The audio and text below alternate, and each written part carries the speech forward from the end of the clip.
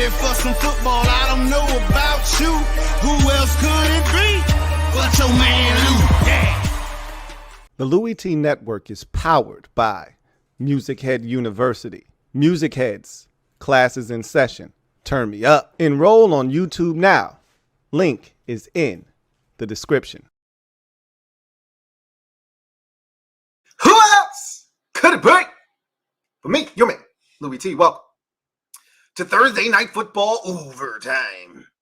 Commanders, Cowboys, NFC East family business. You know how the family do it. If these two teams said they ain't did it, then they ain't did it. But if they did, that's family business. And boy, it got ugly quick. Now, this game was reminiscent to me of the Buffalo game in week 3, where we hung in, we were down 16-0. Remember, that's a 16-0 game in week 3 at home against Buffalo with about 11 minutes to go in the fourth quarter, and then the floodgates open. And the Bills scored 21 points in a matter of 6 minutes or so. You know, it got ugly quick. And that game featured a pick six as well, if you recall, right? I think it was a pick six. I know A.J. Epineza had a catch. I don't know if he ran it for a touchdown or not, but yeah, it got ugly fast. I just know that. But anyway, this game was 20-10 when Eric Bieniemy decided to go 3rd and 1 deep shot out of gun, 4th and 1 gun run with Jahan Dotson coming across the formation, running into the running back. It was just ugly. It's the same shit we've seen all season long with this offense, right? You know, poor spacing, guys running into each other, just looking unprepared. This team has looked unprepared all season long, and today was no different. But it is Thanksgiving. Happy Turkey Day. Hey! Salud! All right? Yep. My fast is over, and I need something cold, and I need something strong. Because this team, it's hard. I talked about this on Tuesday's show. It's hard being a fan of this team. Heartache, agony, got to be resilient. Okay? Resilience. And we're determined to see this thing through and eventually see this team win. But it's hard when you're in the moment getting your ass whooped the way we did today and last week and, you know, previous weeks where it didn't go our way and we look up and we're losing by double figures. This has been a rough one because in past years under Rivera, when we lost games, we lost close contested games where 1 or 2 decisions from the coaching staff or 1 or 2 plays made or not made by the players determined the outcome. The Giants, the second Giants game, the first Giants game last year, right? You know, the Tennessee Titans game, right? The Vikings game. John Ridgeway doesn't, you know, have the rough in the center. Maybe we get the football with a chance to win that game. And Heineke delivers, right? It just, they were always close games that was just within reach. And just somehow we just managed to not grab it, right? This year, we're getting curb stomped. This defense is awful. We're poorly coached. We're getting out executed. We again, and this was a problem that predated EB. So this is not just an EB problem, but he didn't help upgrade us in terms of situational awareness. We didn't think we could get any worse, and I don't think he's worse than Scott Turner situationally. But he's not that much better. Okay? He's still a guy that lacks situational awareness.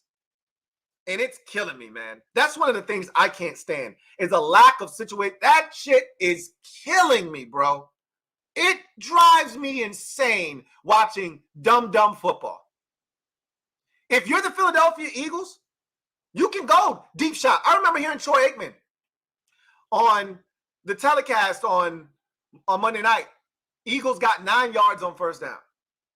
And they went with the tush push on 2nd and 1. And he said, I'd love to see the Eagles take a shot here, right? What do you got to lose? You know you're going to pick it up on 3rd and 1. You got an automatic first down. Like, take a shot.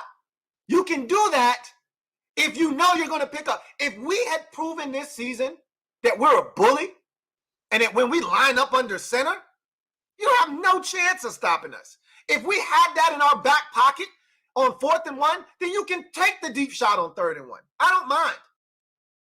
Wasn't a bad play call, but you better pick up 4th and 1 if you're going to do that. You better get 4th and 1. You better not come out and gun and send Jahan Dotson in motion, have him smack dab, run into the running back, and get stopped for a 2-yard loss. You better not do that out of the gun. Why is Jahan Dotson even in the game in a running situation on 4th and 1? Your most inferior blocker, your smallest receiver, your most least physical guy, probably on the team offensively. Why is he even on the field in that situation? Make it make sense. I struggle with the decision-making of this football team, with this staff, with some of the players on the field, for that matter. Cam Curl gets destroyed on that last touchdown. What are you doing? You got one job to do on the play, bro. What are we doing? Jack, for the love of God, Jack. JC, I'm sorry. Jack, we can't get pressure with 4 men. You know this. So you're going to allow CeeDee Lamb to run a 6-minute post corner route?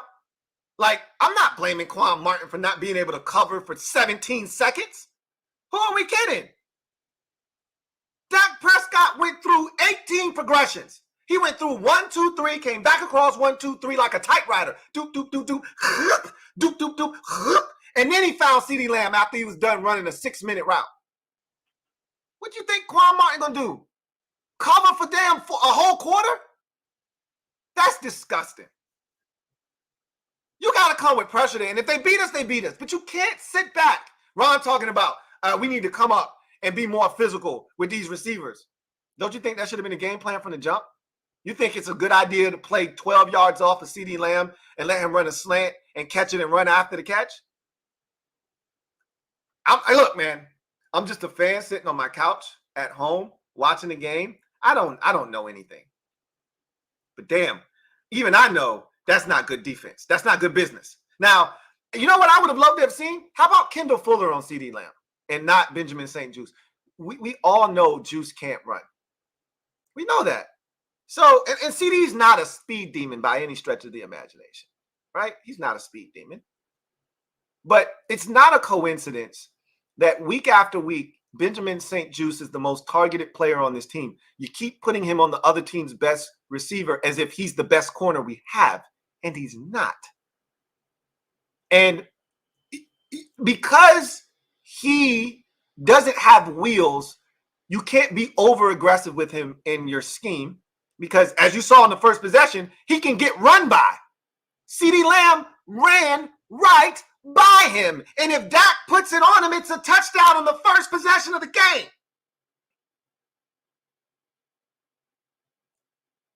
So what are you going to do? You can't play press. You can't come up and be too aggressive. He'll get run by.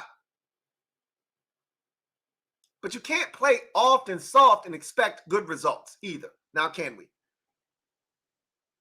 I would just put Kendall Fuller on the other team's best receiver. You know, the DK Metcalf matchup, I didn't mind that. Big on big. No issues with that. CeeDee Lamb isn't a big physical receiver. How about you just put Kendall Fuller on him and they're best against our best and see who wins? That's what I would have done. Instead, they let CeeDee Lamb, and again, it's not like CeeDee killed us today. It's not like he feasted on us. Everybody got some. Brandon Cooks got some. Kavontae Turpin got some. Rico Dowdle got some. CeeDee Lamb got some. Shit, if some of these tight ends could catch, Schoonmaker would have gotten some. Ferguson would have gotten some. Hey, it's a party. Fiesta. Woo! It's a party, man. You get you a touchdown. Bland, you get you a touchdown. Turpin, you get you a touchdown. Hey, if you want one, just get in line, man. We passing them out like Thanksgiving turkeys over here, man. You want a touchdown? Hey, we got 45 points to spread around. If you want a touchdown, just get in the line, man. We handing out tubs like Thanksgiving turkeys, bro. It's a giveaway. You want one, just get in line. We got one for everybody. We a joke, man. But at the end of the day, I'm outside for Sam. Y'all know what it is, man. Y'all know what it is. And I'm going to continue to be outside for my guy. New how order. So the party don't stop. other than the pick six that he threw, thought it was a really good day for Sam. Thought he continued to show the progression that we need. It sucks that the pressure up front, didn't allow him. And I thought he escaped a couple of times and extended some plays. I'll give you the two places where I saw this game lost, right? Three. There were three spots, but two in particular, but three spots where this game was lost. Really touching tribute to Sean Taylor before this game started. There'll never be another like Sean. And as long as there are fans like me and you and the rest of our beautiful fan base out there walking this earth, his legacy will never die. We'll continue to lift him up. This is the time of the year where we do that. This is right around the time of his death. So every year I ask for the Sean Taylor game. And next week will be, this week, the de facto Sean Taylor game, because we don't play again in the month of November. But normally it's the last Sunday in November that I ask for the win, right? Not asking for it this year. It just doesn't make sense. We're not going to get it done, right? But that's nor here nor there. The bottom line is touching tribute, and 21 will forever remain in our hearts. And we'll continue to elevate his name. And the highlights never get tired. I never get tired of watching the highlights. They never get old. And we thought we had ourselves a Hall of Fame player. We haven't been able to say that much here in Washington over the last 2 decades, that we got ourselves a Hall of Fame player. He was going to be a Hall of Fame player. You can't convince me otherwise. The only other guy that we had here that was in that same vein was Trent Williams. And he'll end up going into the Hall of Fame as a San Francisco 49er. So we botched that one too. But in any event, I digress. There were 3 big sequences in this game, if you will, that led to the ultimate demise of Washington in this game, 45-10. The first was we scored a touchdown to cut this. And I'd already warned you guys, right? If we don't score on the first 2 possessions, it doesn't end well for us. I've already cracked the code. What I figured out is this team has made me bilingual, right? I wasn't bilingual before. English has always been my primary language. I don't speak another language. I'd love to learn how to speak Spanish, though. Basura, that's what we are. But this team has taught me a whole nother language. It's called dysfunction, and I speak it fluently. So I'm bilingual now. I speak English and I speak dysfunction. And when you speak dysfunction, you try and make sense of things that make absolutely no sense. Like why this team can't string together 2 straight quality performances. And so I'm searching, right? I'm reaching and I'm grabbing and I'm like, hey, every other game, right? Even games are good games for us. In this game, despite the score, and I know what it says, this was a good game. We were this again with 8 minutes to go in this, not 8, let's say with 10 minutes to go in this game, it was 20-10. We were right there, right? So with 8 minutes to go, it was 23-10. We were right there. Had the ball with a chance to cut this thing to a 1-score game, and we just didn't get it done, right? Anyway, because we can't convert in short yardage situations. That last drive when it was 23-10 and we decided to go for it on 4th down, here's the problem. You get 9 on 1st down. I mean, damn, isn't that what you want to do? We've been killing them on 1st downs all game long. Whether it's a run, a pass, we were doing a great job of getting into short, 2nd and shorts, or if you didn't convert that, 3rd and short, right? We did a phenomenal job on 1st down. I thought this was an excellent job. EB was doing a tremendous job in early down situations. Where he struggled was where he always struggles, situationally. When we need him the most, he fails us time and time again. 3rd down and 4th down. Red zone and important downs. That's when EB fails us, right? This game is no different. So you get to let's rewind. I'm getting ahead of myself. We can talk about that when we get there.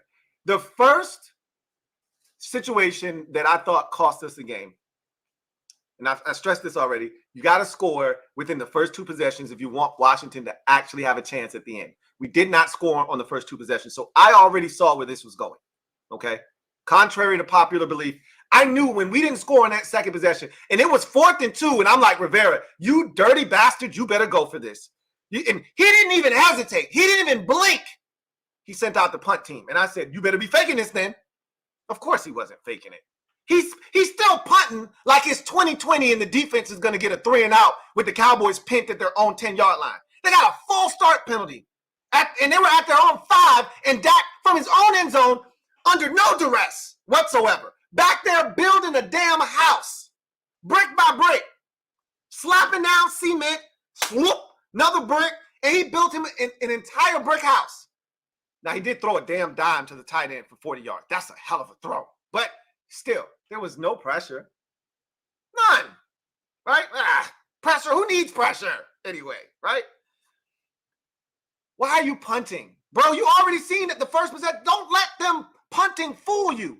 If Dak hits CeeDee Lamb, it's 7-0. Your defense is trash. You know this. It's like this guy's living in La La Land or something. It's almost like he's delusional and his brain is warped into thinking that this is 2020 and his defense is some kind of good. Your defense is ass, bro. Go for it. You're not going to win this game 20-17. This isn't a defensive struggle. The Cowboys can score. Newsflash. You want to beat them? You're probably going to have to score 30 today. Punting on 4th and 2 in plus territory, that ain't it.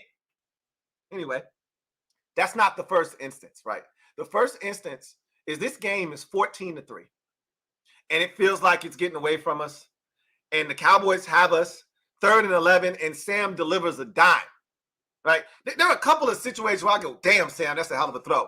The end of the first quarter, it's 3rd and 10. They come after Sam. They hit him.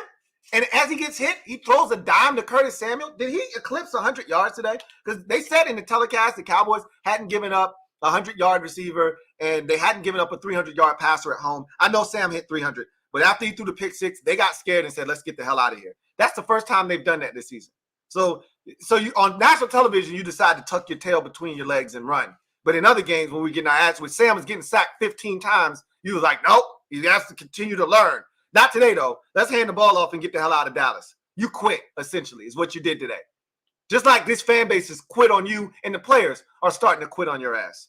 Anyway, I digress. It wasn't pulling up fast enough for me. I'll go look at it later. I don't think he made it. I think he probably fell short by maybe 5 or 6 yards. He hit 90. I know that. But it's 14-3, and we are clinging to life. And Sam and EB and this offense, and got to give everybody credit. You know, the offensive line, the running back, everybody chipped in and did a hell of a job of matriculating that damn ball down the field. And Sam gets in. He throws a dime, a dot. He was throwing dots on that damn drive. You know, one to Terry on a slant, another to Curtis. Curtis should have gotten in. I wanted the passing touchdown. I didn't want the rushing touchdown, but whatever. Sam runs it in. I don't really give a shit how we score. He runs it in on the read option, on the speed option. And that's actually a really good play call. Under center, you go speed option, which is what I'm like, 4th down, you're going to go gun. You got all this shit in your bag, apparently, under center, but you want to go gun on 4th down, on 3rd down and 4th down. Okay. Anyway, I digress. I don't want to keep doing this because I'm talking in circles at this point. It's 14-10. Hell, you dominated the first half. If you look at time of possession, obviously you still got to compensate for the defense. The defense sucks, right? So you really haven't dominated the first half, but it feels like you have because you've had the football. You've dominated time of possessions. You're right there yards-wise with them. You've run more plays. You've been more successful than them on 3rd downs. You've had good success on the ground to this point. Sam is in a rhythm. Everything looks good. And you're only down 4 on the road. Hell, if you can find a way to get a stop here, you might get the ball back. You got 3 timeouts. I'm not saying, I'm just saying. What was I thinking? Get the ball back? Hell, the Cowboys scored in 4 plays. 4 plays. I mean, damn, could it be any easier? Huh? Could it be any easier? And I'm thinking to myself, how in the hell are we supposed to win and our defense can't stop a nosebleed right now? They couldn't stop a small spill on a wood surface with Bounty paper towels. It's tough to watch right now. Yet, I'm trying to be the constant optimist. Hey, we got all 3 timeouts, 26 seconds left. let's get a field goal. And they tried, and Sam had an opportunity after almost getting sacked. He breaks contain, and there's a receiver open on the sidelines, and he can't get it there. He can't get enough on the pass. At that point, I was like, we ain't getting shit out of this. And then we didn't. Then Leno, has a holding penalty. At that point, okay, why are we even running a play? There's nothing you're not going to score an 85-yard touchdown with 5 seconds left. Just take a knee and go to half. We still run a play. We just do the stupidest shit, right? There's nothing good that you can only turn it over and have Dallas scoop it up for a score or get it with 1 second left and get a field. Nothing good can come of this. Nothing. Unless there's a guy on our team that needs 1 carry or 1 yard for some kind of incentive and bonus to be kicked in or some type of record, what are we running a snap for? That's dumbass coaching. You're only going to get somebody hurt, or you're going to turn it over, or something dumb's going to happen, or you're going to run a meaningless play and then go to half. So why don't you just take a knee? No, we run a play. That was the first situation where I'm like, shit, that was an opportunity. 14-10. If we just went to half 14-10, I'm feeling damn good about what we did in the first half. 20-10 feels different. And they get the ball after halftime. Ouch. With a defense that can't stop anybody, ouch. How about the defense comes out and gets 2 consecutive stops to start the second half? Are you shitting me? And then you get a drive, and you drive that bitch all the way into Cowboys territory, and it's third and 1. 3rd and 1. And Tony Romo's like, yeah, get under center. And they keep bringing up the brotherly shove, and I'm like, that ain't our steez. We hate it. We're not going to do it off of principle because we do shit like that. Like Ron and Jack don't think it's a good play. I don't either personally, but it's not outlawed. And until they do, hey, quarterback sneak that bitch. What are we doing? Why are we reinventing the wheel? Why is this so hard? Just quarterback sneak it. Get the first down, bro. Nope. Gun. Take a shot. Now, it was a good shot. And I would love to see Terry go up and make a play on that. Not try to catch it here with a defender already. Go up here, right? Make him, because he did look for the ball late. But if you jump instead of just doing this shit, if you actually go with your hands instead of trying to body catch it, maybe you draw a flag. Maybe you actually catch the bitch. I don't know. I'm just thinking out loud. The elite receivers don't let the ball come to them in that situation. They go get it. They go pluck it out of the air. Terry wants to catch it like this, and that it ain't happening, bro. But anyway, it's incomplete, and it's good coverage by Gilmore. I'm not even tripping. He didn't fall for the double move, and Sam could have put a little bit more on that ball too, right? Terry had a step on him. You put it out there a little bit more, and Terry doesn't have to go back and kind of fight for it, but go get the ball though. Go get the ball, Terry. But whatever, right? It's 4th and 1. Get under center, bro. This has been a problem all year. Remember the 4th and 1 against Philadelphia? To me, that's where the season was lost. If you ask me to go to one play to define our season, I'll probably go back to week 4 and not going for 2, right? I can take that in so many different angles and talk about how you're not showing trust in your team and confidence in them to get it done. And, you're sending a message to them that we're passive. We're playing for a tie. We're playing for overtime instead of playing for the win. I can go in so many different directions with that. But if you're just talking about a single, because that's the play that didn't happen. The 2-point conversion didn't happen. So that's not a play, right? The play that did happen that I would point to and say this is where our season was lost is the second Eagles game. 4th and 1. We did the same stupid shit. Gun. Right? A gun pass that was incomplete. You run a back shoulder fade to Terry. That's the best you can do on 4th and 1 is a gun pass on a back with no kind of creativity, just a back shoulder fade to Terry. Incomplete. That was almost picked the hell off. Wasn't a good ball from Sam. Wasn't a good play call. Wasn't good execution. None of that shit. We were up 14-3, dominating the Eagles. And if you convert that, you're going to score a touchdown. They could not stop us. And that was the best EB could come up with on 4th and 1. I mean, I don't really have anything else to say to you. That's been a thorn in our side all season long. in this game, you get a 4th and whatever it was at the end, and Sam's holding on to the ball. I'm like, bro, what are we doing? What are we doing? Why are we in the gun and Sam is clutching, double clutching the football? That means either somebody's in his face and somebody was in his face, or the receivers didn't get open. Well, it's your job to scheme them open. Again, this is why you have motions. This is why you have bunch. This is why you have stacks. This is why you have situations where you can set up releases where they can't get a jam off. And we just don't do these things. Instead, everybody's up on the line of scrimmage. The Cowboys are jammed. I watched it. The Cowboys jammed the shit out of our receivers at the line. Sam double clutches it and gets sacked. That's the best you got on 4th and 1. You didn't get under center. You put him in the gun. You put our receivers out there, and in disadvantaged situation and position, got jammed with physicality at the line of scrimmage, and now Sam has nowhere to go with the football. That's on you as a play caller. You know what teams like the Dolphins with Mike McDaniels are saying? You know what the Eagles are saying? You know what the Cowboys are saying? Wouldn't let that shit happen to me, though. I'm sending Tyreek Hill in motion. Wouldn't let that shit happen to me, though. I got A.J. Brown. Wouldn't let that shit happen to me, though. I got CeeDee Lamb. I'm going to send him in motion. You ain't going to get to jam him. Wouldn't let that shit happen to me, though. Here we are in a basic-ass formation, getting jammed, can't protect our quarterback on 4th and 1 when you could have just got under center and did something else. Sprint out, handoff, anything, bootleg, any goddamn thing. But I digress.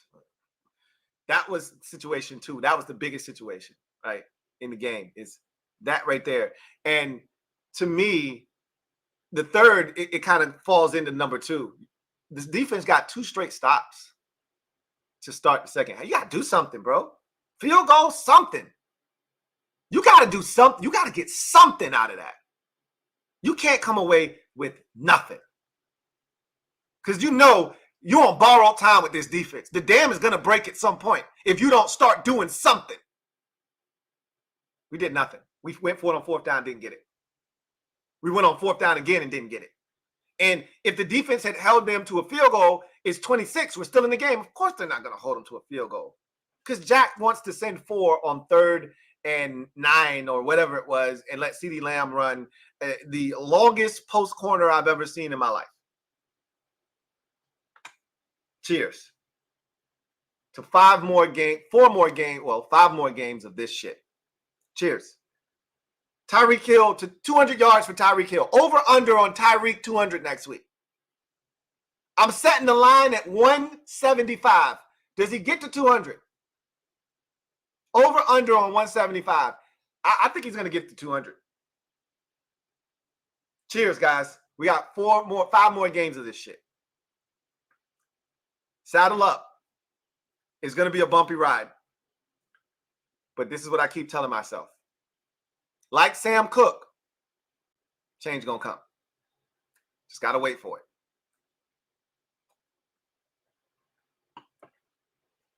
Hey, as Dan Snyder once said, happy Thanksgiving. Anyway, let's get to the comment section, man. Barrett Downing, thank you for the super chat. Greatly appreciate you. Thank you for being a member of the MOBB. My guy Barrett writes, they are killing me, Lou. They frustrate me to no end. I think you speak for all of us when you say that. Now, there's varying degrees of frustration. I think I'm jaded at this point. Less frustrated, more jaded at this point. I think frustration left the building for me at the first Giants game. You know, the disappointment set in after the Bears game, and the frustration left my body after the first Giants game. I think at that point it became comical. I started laughing instead of getting mad. Because, you know, you have to laugh instead of crying. And that's how you stop yourself from crying. You laugh, right? That uncomfortable laugh that you let out. Yeah, I'm at that stage now where it's just a laugh now because it's funny to me. Because we're seeing the same shit, the same mistakes. EB, the inconsistency that he brings is just, it's maddening because That drive that ended in 3rd and 1 gun, 4th and 1 gun, 4th down failure. That was such a gorgeous drive. I'm saying, look, EB is absolutely doing a great job right now. All things considered, Curtis is getting involved. Jahan's getting involved. We sprinkle in a little bit of Terry. We're getting our playmakers touches. The run game is being effective. They're not getting away from it. This feels like balance. I felt like there could have been a little bit better of a screen game, but I'm nitpicking at this point. I'll take what I'm getting right now. And then he goes and does that shit.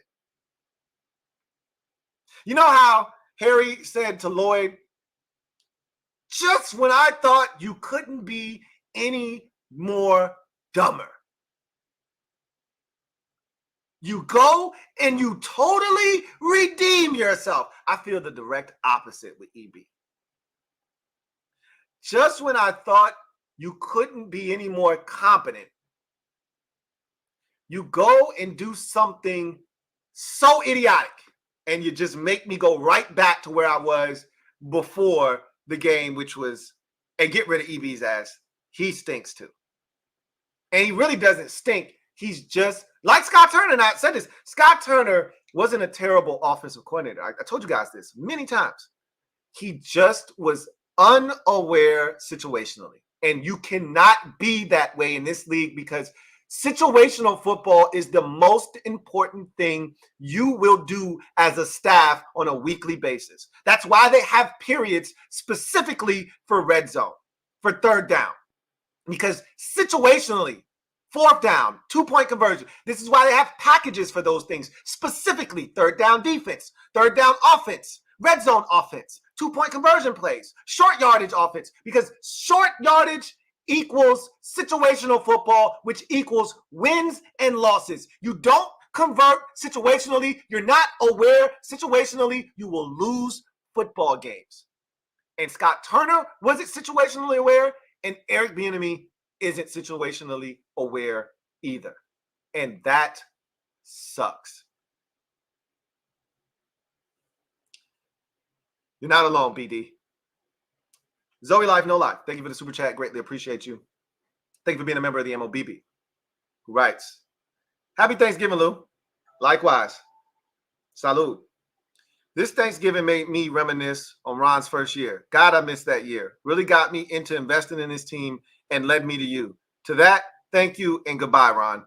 Well, I'm glad that something good came of Ron's regime for you. You found this channel, and I can't thank Ron enough for leading you to me. But that said, that's about it. As you mentioned, that's about it. He can go now. You served your purpose. You led Zoe to the Louie T Network. You can now pack your things and go, sir.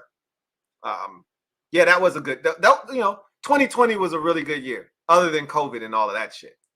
It's a really good year. Salud, my friend. Remember when we beat them 41-7? Good times. Good times. Well, they got us back today. 40 spot. Good old-fashioned Madden 40 turkey burger. Dak took a bite out of the damn turkey leg with 6 minutes to go in the game. They threw an alley-hoop into the Salvation Army bucket. You should be embarrassed as a fan. They throwing alley-oops in the end zone. I'm sick to my stomach, man. We are so disgusting.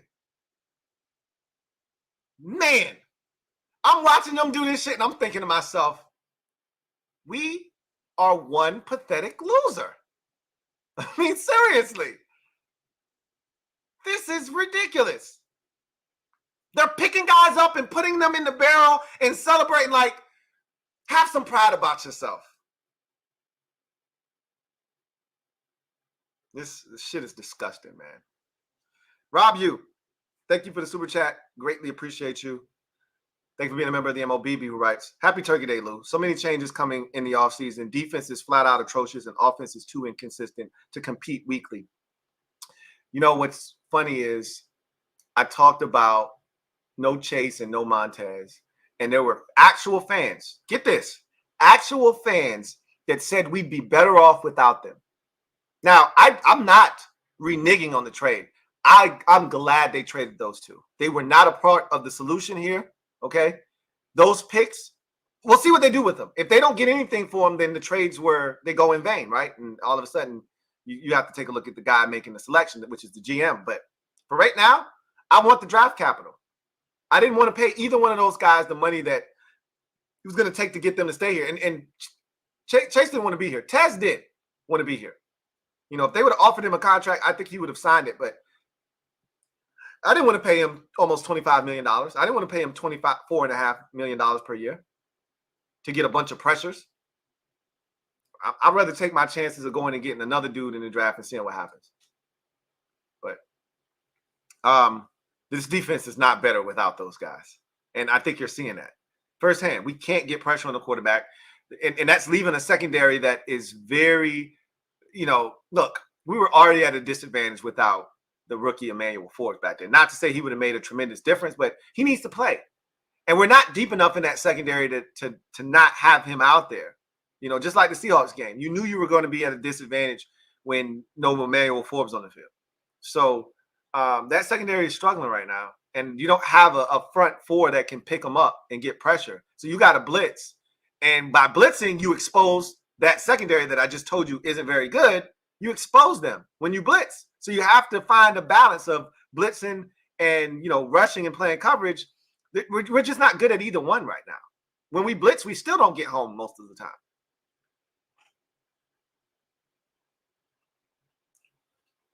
And the offense is inconsistent. It is. As much as we talk about the defense, the offense is inconsistent as well. Mistakes, turnovers, missed opportunities, lack of situational awareness. Those things haunt you. John Cedillo, thank you for the super chat. Greatly appreciate you. Thank you for being a member of the MOBB. John writes, "Sup, Lou? No need to say anything aside from happy Thanksgiving to you and your family. Say what's up to boss for me." Hey, John, good win, man. I appreciate you, John. I really, truly do, man. You could have rubbed it in. You're like, look, bro, I know what you're going through already. Not even going to push that button. Just say what's up to boss for me and happy Thanksgiving, man. Happy Thanksgiving. Happy Turkey Day to you and yours, man. Blessings upon blessings. And I'll send that love boss's way, man. Appreciate you, John.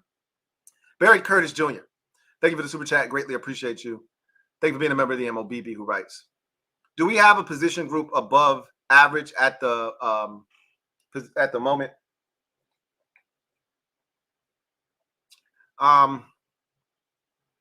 I still believe in this receiver group. Yes, we do. And I still believe in the quarterback position. And I still believe in the quarterback group. Sam Howell is above average in this league. Jacoby Brissett is one of the better backups in football. And I look at the receiver position. I still believe in Terry. I still believe in Jahan Dotson. You saw what Curtis did today. I still believe in him. I want Curtis back. Now, what is it going to cost? Am I willing to pay it? Those are different questions. But if you just ask me, money's not an object, money's not an issue, do I want Curtis back? The answer is yes. You can do, if you get the right guy in here, you can do a lot of good things with Curtis Samuel. Period. I don't give a shit what anybody says. You can do some really good things with Curtis. He's a damn good football player. De'Ami Brown's solid. I don't love him. You can upgrade that, and I think we will get another receiver next year, whether, Curtis is back or not. You're probably going to have to draft a receiver anyway, because we still need a punt return. Like Jamison Crowder, that was cool back in week 6, what he did. Jamison Crowder is not the answer at punt return. I hope you guys see that now, because some of you were like, yeah, I'm glad he's back. You were hard on Jamison Crowder. He's Jamison Crowder, guys. Okay, relax. So I think it's a solid group, though. Pringle has been really good this season. I like, yes, receiver is above average. Absolutely. I take our receiver group over most receiver groups in this league. So at the quarterback position, the receiver position, and I think that's it right now. After that, I don't think we have another position group that's above average. Most of our groups are either average or below average.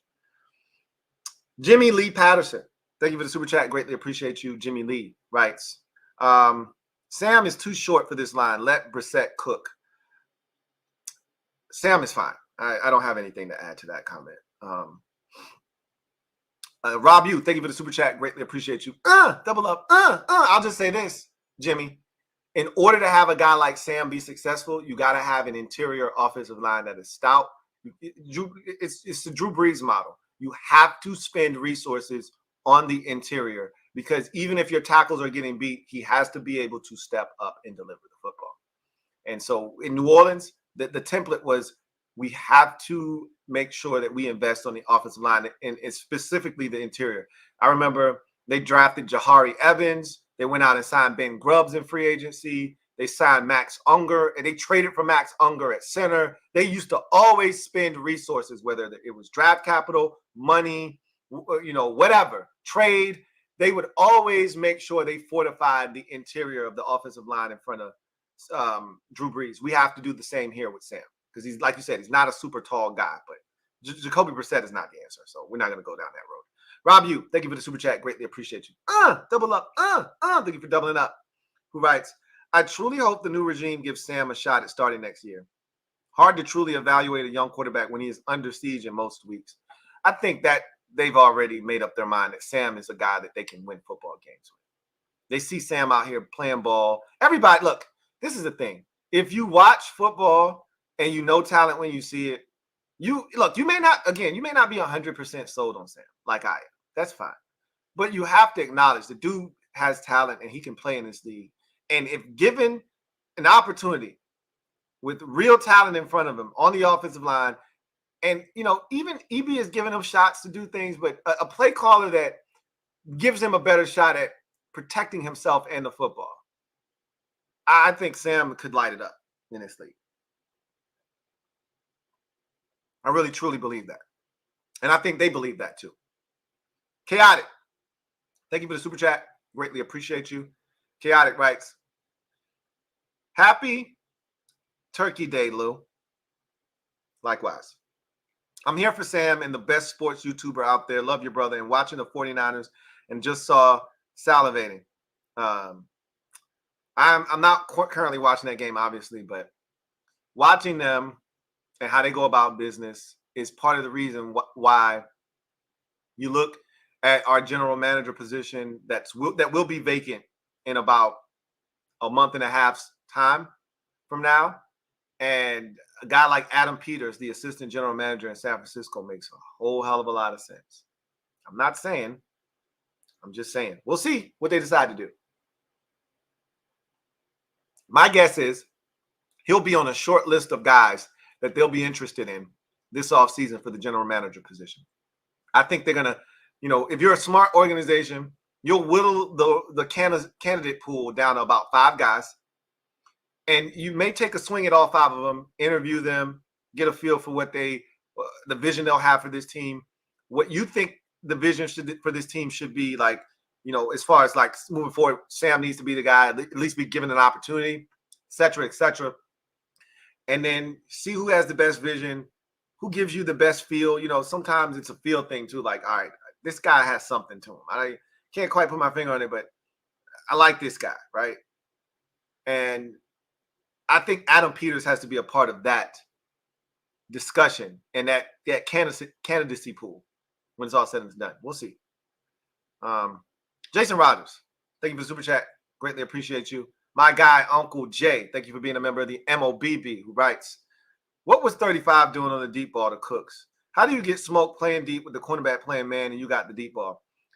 Watching that play was so frustrating because Percy Butler is an enigma. He got all that speed, but he just isn't a smart football player, right? So, and I will say he made the play on the tight end, right? I will say he made the play on the tight end on the 3rd down and separate man from ball, and that saved us, right before. I want to say that was in the third, might have been in the 3rd quarter, but that touchdown shouldn't have happened because Juice, he did get beat on that play, but Juice is playing underneath, right, and trail. So he's supposed to be behind the receiver, and he's supposed to be underneath him. And he got baited. Great job by Cooks of faking like he was going to the corner and went to the post, right? But Juice could play aggressively that way because I got help over the top. So I shouldn't have to worry about getting beat over the top because I got a safety. I got the leverage underneath into the outside.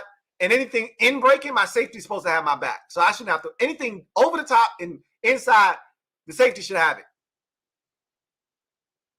and somehow he still got out leveraged and run. Like, Cooks was open by like 5 yards. So much so that ball just traveled in the air and nobody was even close to him when he caught it. I'm like, Percy, what you doing, dude? That wasn't supposed to happen with the coverage you were playing. Are you kidding me right now? That's the perfect coverage for the route he just ran, and you still got baited.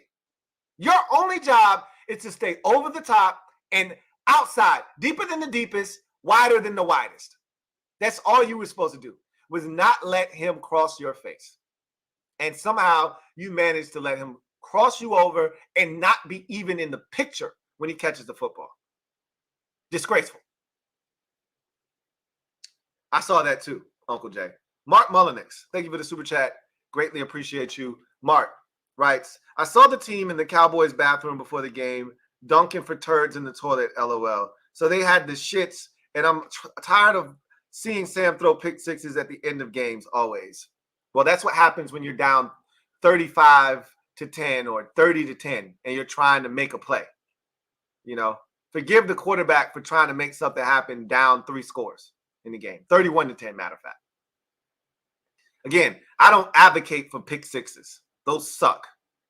But he wouldn't be forcing the ball, and their corner wouldn't be able to jump the route if they weren't up 3 touchdowns. So there's that too. Christopher McLaughlin, thank you for the super chat. Greatly appreciate you. Thank you for being a member of the MOBB. My guy Chris writes, hey Lou, happy Thanksgiving to you and the family. Likewise, man. I really truly appreciate you guys, especially you, Chris, man. Thank you so much. Curious your thoughts. 1, Sam and Terry are not on the same page. 2, we need to help the O-line against a good D. 3, why not go both times on Dallas 40 on 4th and 4? On 4th and 4, defense is subpar now, no pressure. So let's knock them down one by one. Sam and Terry are not on the same page. I don't think they are either. But that's, to me, that's because there's no emphasis being put on it. Now, those two could get on the same page outside of practice, outside of the shit that they're scheming up, and just say, hey, you're the best receiver, I'm the quarterback. We got to establish a rapport so that when shit breaks down or we get a look that we like, to hell with the play call. Aaron Rodgers gets the play call, but him and Devontae Adams were in such a rhythm that no matter what the play call was, we see the kind of look we getting. To hell with that. We're going off script. We're going to do our own thing. Sam's not at that point because he's not Aaron Rodgers. He's not a guy that's been in the league 10, 12, 15 years to where he has the autonomy to do that. He's a second-year quarterback who hasn't had a year's worth of starts under his belt yet, so he can't take the play call and disregard it and just say, Terry, we're going to do our own thing. He's not at that point. So he's got to run what's being called, and EB ain't calling enough shit for Terry. Let's just be honest. That's what it is. So that's why they don't have a rapport right now, because EB is more scheme-centric. It's my scheme over a specific player. And that's the shit that bothers me, because Sam will tell you, I throw the ball where the progression takes me. And while that's cool, and you're supposed to do that, there also should be a niche carved out for your best players where, hey, we getting the ball to our guy here. Like, you don't think Dallas has certain instances where they say, hey, we getting it to CD Lamb no matter what. Period. We getting it to CD Lamb. Or we are at least going to attempt to. You don't think the Eagles say, hey, we getting it to AJ Green right here. AJ Brown, excuse me. One of these damn AJ with colors. Doesn't matter what the situation is. We getting it to our guy. We just don't do that. Only time we do it is when it's like utter desperation. 3rd and 1, 4th and short, we'll throw the slant to Terry. That's it. And if you notice, the only route that Terry catches right now is crazy, because last year under Scott Turner, we were begging for the slants. Early in the season, we were begging for the slants. Now, they giving us slants until we throw them shits up. That's all Terry's really winning on in this offense is a slant. And if he wins on something else, Sam's not working him. He's not the first or second read in the progression, or he's not having enough time to get to it. That shit frustrates me. Number 2, we need help on the O-line against good defenses. We're not good enough. Like, you're not going to be able to correct that in season. Our line is what it is because this is what they made it by making the choices that they made during the offseason. Instead of going out spending a lot of money on a quality offensive lineman or spending high value draft capital on a lineman because, hey, we need to protect Sam, they went out and got Andrew Wiley and Nick Gates and said, hey, we're good. We're going to start Sadiq Charles. We're going to bring in Andrew Wiley. We're going to bring in Nick Gates. We're going to bring back Charles Leno Jr. We're going to bring back Sam Cosmi, and we straight up front. They decided that. So, and I know they liked the guard out of TCU, right? Steve Avila. They liked him a lot. They were going to take him in the second round. The Rams took him a lot earlier than they had anticipated. Plan B can't be, well, let's get Quan Martin. That can't be plan B, a guy that's supposed to be a backup that isn't supposed to play meaningful snaps for you. That can't be plan B, but it was. And so they left the offensive line out to dry, essentially, and those guys didn't pan out. And so here you are stuck with a bunch of retreads. Chris Paul, second-year guy that, is basic. He's not terrible, but he's not good enough to be a guy that you feel confident in consistently. Tyler Larson, bless his heart, he's a veteran. He knows, how to set the protections. He's a lot more stouter than Nick Gates, but he can't move. He has deficiencies, and it puts you at a disadvantage. Wiley was getting bull rushed all day. And look, Michael Parsons is a special player, but he's getting his ass whooped. Bull rushed into Sam's lap consistently throughout the day, getting beat with quickness. But this is what they put in front of him. So now, this is what you've been given. You got to scheme up a way to protect that offensive line, whether you want to or not. Going empty ain't the way to do it. I can assure you that. I can assure you going empty isn't the way to do that if you're not going to get rid of the football like that. 3, why not go both times at the Dallas 40 on 4th? Hey, look, man. Look, you preach it to the choir. I'm looking at Ron and I'm saying, the first one on 4th and 6, I'm a little disappointed you didn't go, but okay. All right. You want to see what Dallas is going to do on offense. You don't want to put the defense in a tough spot for their first possession of the game. Okay, I get it. You want to give the defense a fighting chance. And they got to stop, albeit one that was aided by a Dallas miss on what would have been a touchdown if Dak hits CeeDee Lamb on the depot. But whatever. Those happen. That's a part of the game. Okay, the second one, though, 4th and 2, and you immediately send out the punt team? Bitch move, Ron. Bitch move, Ronald. But I should have known, and I've come to expect that from you. But I'm still finding myself disappointed that you decide to punt the football, pin them inside their own 10-yard line, like that's going to actually make a difference, like our defense is actually worth a damn. Then finally, 4, our defense is subpar now, no pressure, no duh, right? Like anybody that was watching this team before Montez Sweat and Chase Young would have known that if we were already having a tough time as it was getting pressure with those guys. You subtract those guys, and what do you really think is going to happen? And somehow, some of you out there brainwashed yourself into thinking, hey, remember what happened in 2021? Remember they got better? And I keep trying to tell y'all, and I go back to 2021 when I told y'all they didn't get better on defense. They played more disciplined, but they weren't better. And they had started to get better with Chase and Montez in the lineup versus Green Bay. So this whole notion that they weren't playing well and then they finally got it together when those two were out of the lineup is false. They played well against Green Bay, and then the following week against Denver, when those guys were still in the lineup, they played even better, and the offense just sucked. Then they got Montez Sweat got his jaw broken in that game, didn't play the rest of the season. Brother got shot, didn't play the rest of the season. And then Chase got hurt the next game after the bye against Tampa Bay. So the defense was already playing better, and they were playing better in that Tampa Bay game before Chase got hurt as well. So miss me with that. And I could tell you, this shit is not going to get better. It's only going to get worse. And it has. And we didn't think it could get any worse, but it has. And we're not done yet. We still got the Dolphins on the schedule. It's going to get worse here, guys. Don't you worry. Drinkable Measy. Thank you for the super chat. Greatly appreciate you. Drinkable Measy says, damn, Lou, we can't tackle worse shit, and Ron should be gone. But he won't be. He won't be. And I'm not going to, continue to beat a dead horse. I don't think he's getting fired until the end of the season. Harris has kind of spoke to this already with him saying we'll evaluate everything after the season. That's him telling everybody without saying it. I ain't making no changes. I'm not firing anybody until the season's over. And this is his MO. He's a guy that does this, and I can respect this. No knee-jerk reaction. I know the fans are upset. Firing Ron now isn't going to change anything. All you're going to do is promote somebody else that's going to get our brains bashed in. It's not going to change anything. Maybe the next guy you promote is a little bit more aggressive in fourth down situations. Okay. What did he do if EB's still calling poor plays on fourth down that don't convert? Doesn't matter. If you go for more fourth downs and you don't get them, you're even worse off. So you still got to be smart about the fourth downs that you're going for. You got to convert them. But at the end of the day, your change isn't going to come until next year.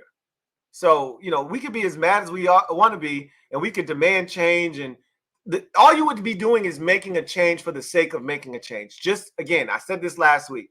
All you would be doing is appeasing a fan base that's fed up.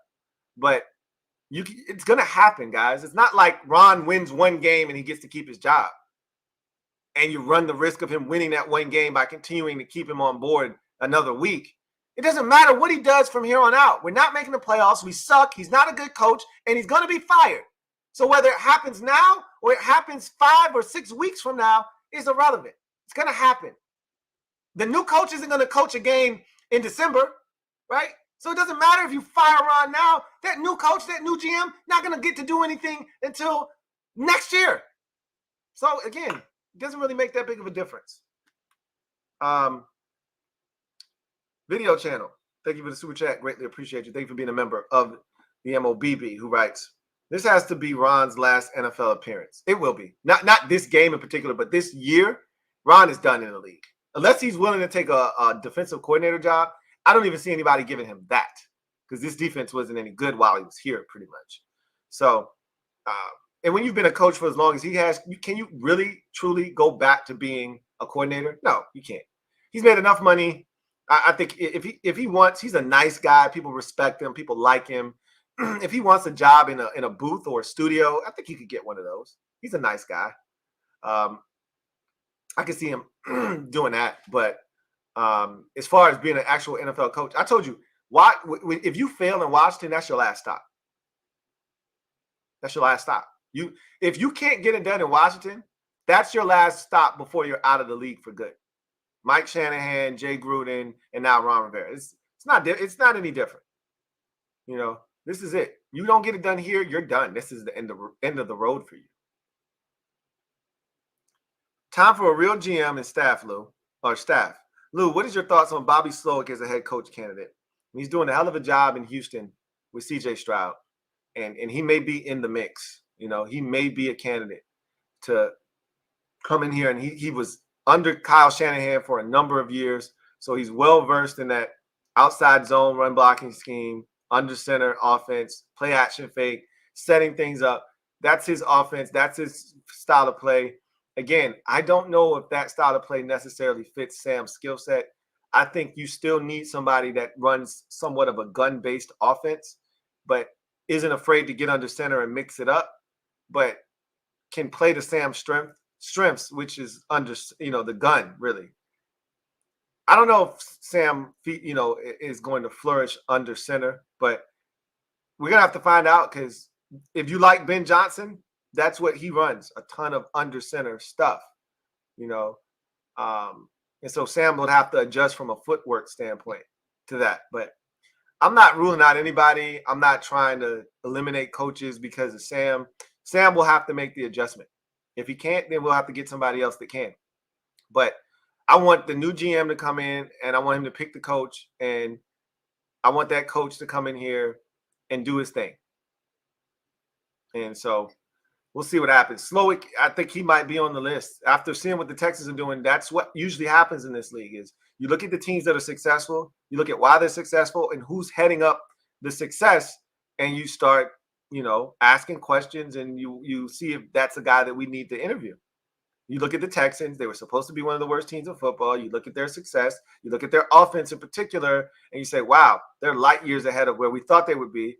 You start with the quarterback and say he's really good, but you also have to say who's calling these plays. They're doing a phenomenal job too. That would lead you to Bobby Slowick. I think he should be in that discussion. Absolutely. Rob Yu, thank you for the super chat. Greatly appreciate you. Rob Yu writes, EB's short yardage calls are truly baffling. I don't have anything to add. I've talked about this all season long. I feel like I'm a broken record at this point. You're probably tired of hearing me bitch about it. So I'm just not gonna. Just gonna move on. I mean, what more can I say? I don't know what else I can say. Ethan Dykes, thank you for the super chat. Greatly appreciate you. Ethan writes, 17's lack of production, more on him or EB? I say EB. Me too. Me too. You saw Curtis touch it today, right? You telling me Terry can't do that? You telling me now? Again, I love Curtis. I really want Curtis back. I've been adamant about that. Now, again, the money needs to be right. I'm not paying Curtis an inordinate amount of money to bring him back, but if he's coming back on a similar deal that he signed the last time when he was a free agent coming from Carolina here, like 3 years, what was it? 3 years, $36 million. If he's willing to sign something like that again, you're damn right I want Curtis back. And Curtis is still just 27 years old. He's still a puppy. He's a young man. He's still got a lot of great football ahead of him. All he's got to do is stay healthy. Easier said than done. But he's been healthy the last 2 seasons pretty much. And when he's on the field and he's effective, man, shit. Curtis is dynamic. He's a weapon. You get the right guy in here that can utilize his skill set, Curtis could be a problem. But come on, man. We've seen Terry utilized way better than this. And you say what you want about Scott Turner. And there were times where Scott would forget about 17. But when we remind him, when the media would bring it up and he would be, when he would be pestered with questions and peppered by media members and Ron would be peppered by the media about not getting Terry involved. And then Ron would go to him and say, hey, get Terry to football. Then he would draw up plays to get Terry to football. And Terry would have, 12 targets, 9 catches, 127 yards, and a touchdown. EB, he doesn't see it as a priority to get his best players to football. I'm just going to run my scheme. And if you happen to get the football, great. If you don't, I don't care. Yeah, I think it's on EB.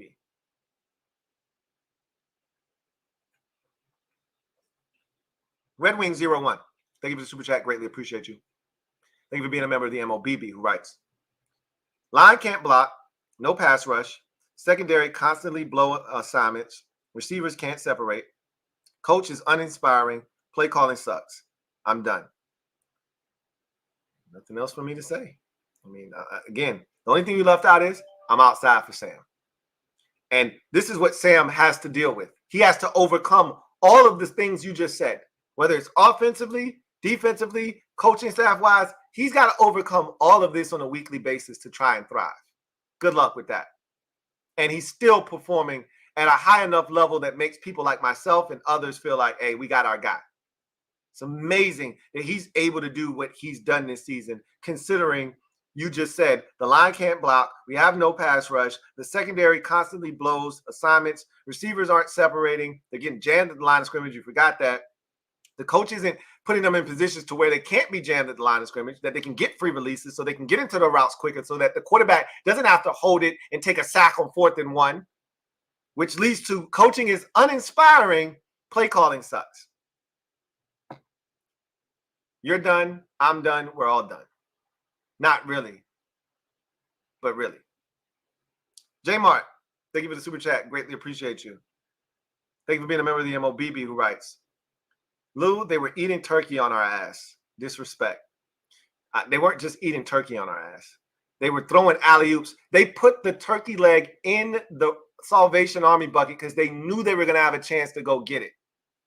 You think if they were playing Philadelphia, they would have done that? Nah, they wouldn't have done that. They would have been focused on the task at hand. They knew they was going to get to have some fun today. They didn't know when, but they knew at some point, hey, we're going to roll these boys. At some point, we're going to get to have some fun. Hey, y'all put that turkey leg in there for me, man. I'm going to go get that thing somewhere around the 3rd, 4th quarter. Literally, the man threw an alley-oop to CeeDee Lamb who dunked it into the salt. I mean, God, Damn, boy. Christopher McLaughlin, thank you for the super chat. Greatly appreciate you. Christopher McLaughlin, thank you for being a member of the MOBB and being so gracious. Gifted 5 memberships. Shout out to my guy, Chris, man. Really, truly do appreciate you. Thank you so much for the support, Chris. Kevin Smith, thank you for the super chat. Greatly appreciate you. Who writes, LaShawn McCoy was right about EB all along. 757 in the house. I don't agree with Shady McCoy. I think he was hating because he didn't like EB and he didn't get along with him. The things he said about EB didn't prove to be true. It just, EB didn't have he hasn't had situational awareness. He made it seem like EB was incompetent, wasn't capable of calling offense. He didn't make adjustments in the, but we heard in the Super Bowl, EB was the one that adjusted and had to play call against the Eagles because he saw what they were doing when they sent guys in motion. I don't buy what Shady McCoy is saying.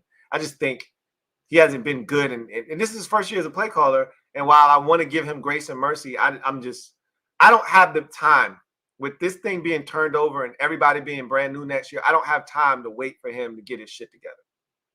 Not when your young quarterback is outperforming you as a play caller. Like, Sam needs more. He needs more from you as a play caller. He's ready.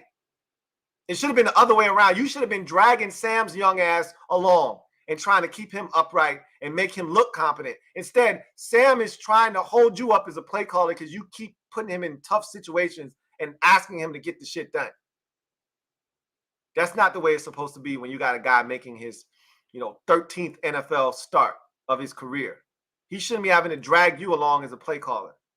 But that's what it's been.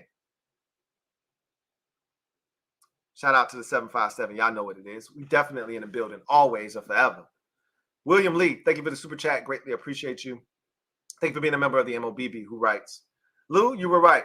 I was overly optimistic in saying we would go 5-12. I don't know if I was right about that. I still think there's another win in there against the Rams. I will say that's an odd week, though. So, no telling. We come off the bye on week 15, we might get our asses whooped by the Rams. Who knows? If we're going to win one more game, I still think we're going to win 2 more games. I know that sounds crazy right now, but I think you'll have a chance in the Rams game. I think you'll have a chance in the Jets game because I don't see the Jets winning any more games. They can have all the players' meetings they want, but if you're 4-9 and Rodgers, why would you bring Rodgers back in 4-9? Fresh off of an ACL tear for what? At this age, or Achilles or whatever it was, for what? Just let him completely heal, have a whole offseason, and get the old man back. He's 40 years old. You only bring Rodgers back if you're in the midst of a playoff chase, and they're not going to be. So I don't think Rodgers is going to be back. Hence, they'll be starting Tim Boyle or some bum at quarterback. We'll have a shot there.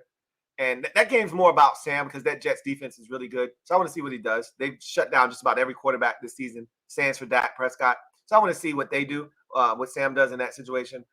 And then the second Cowboys game in Week 18, they'll have nothing to play for unless they somehow beat the Eagles in Week 14 and the Eagles slip up somewhere else, and then those two are tied at the end of the season. Meanwhile, Dallas is getting it done. They still got to play the Bills, do the Cowboys.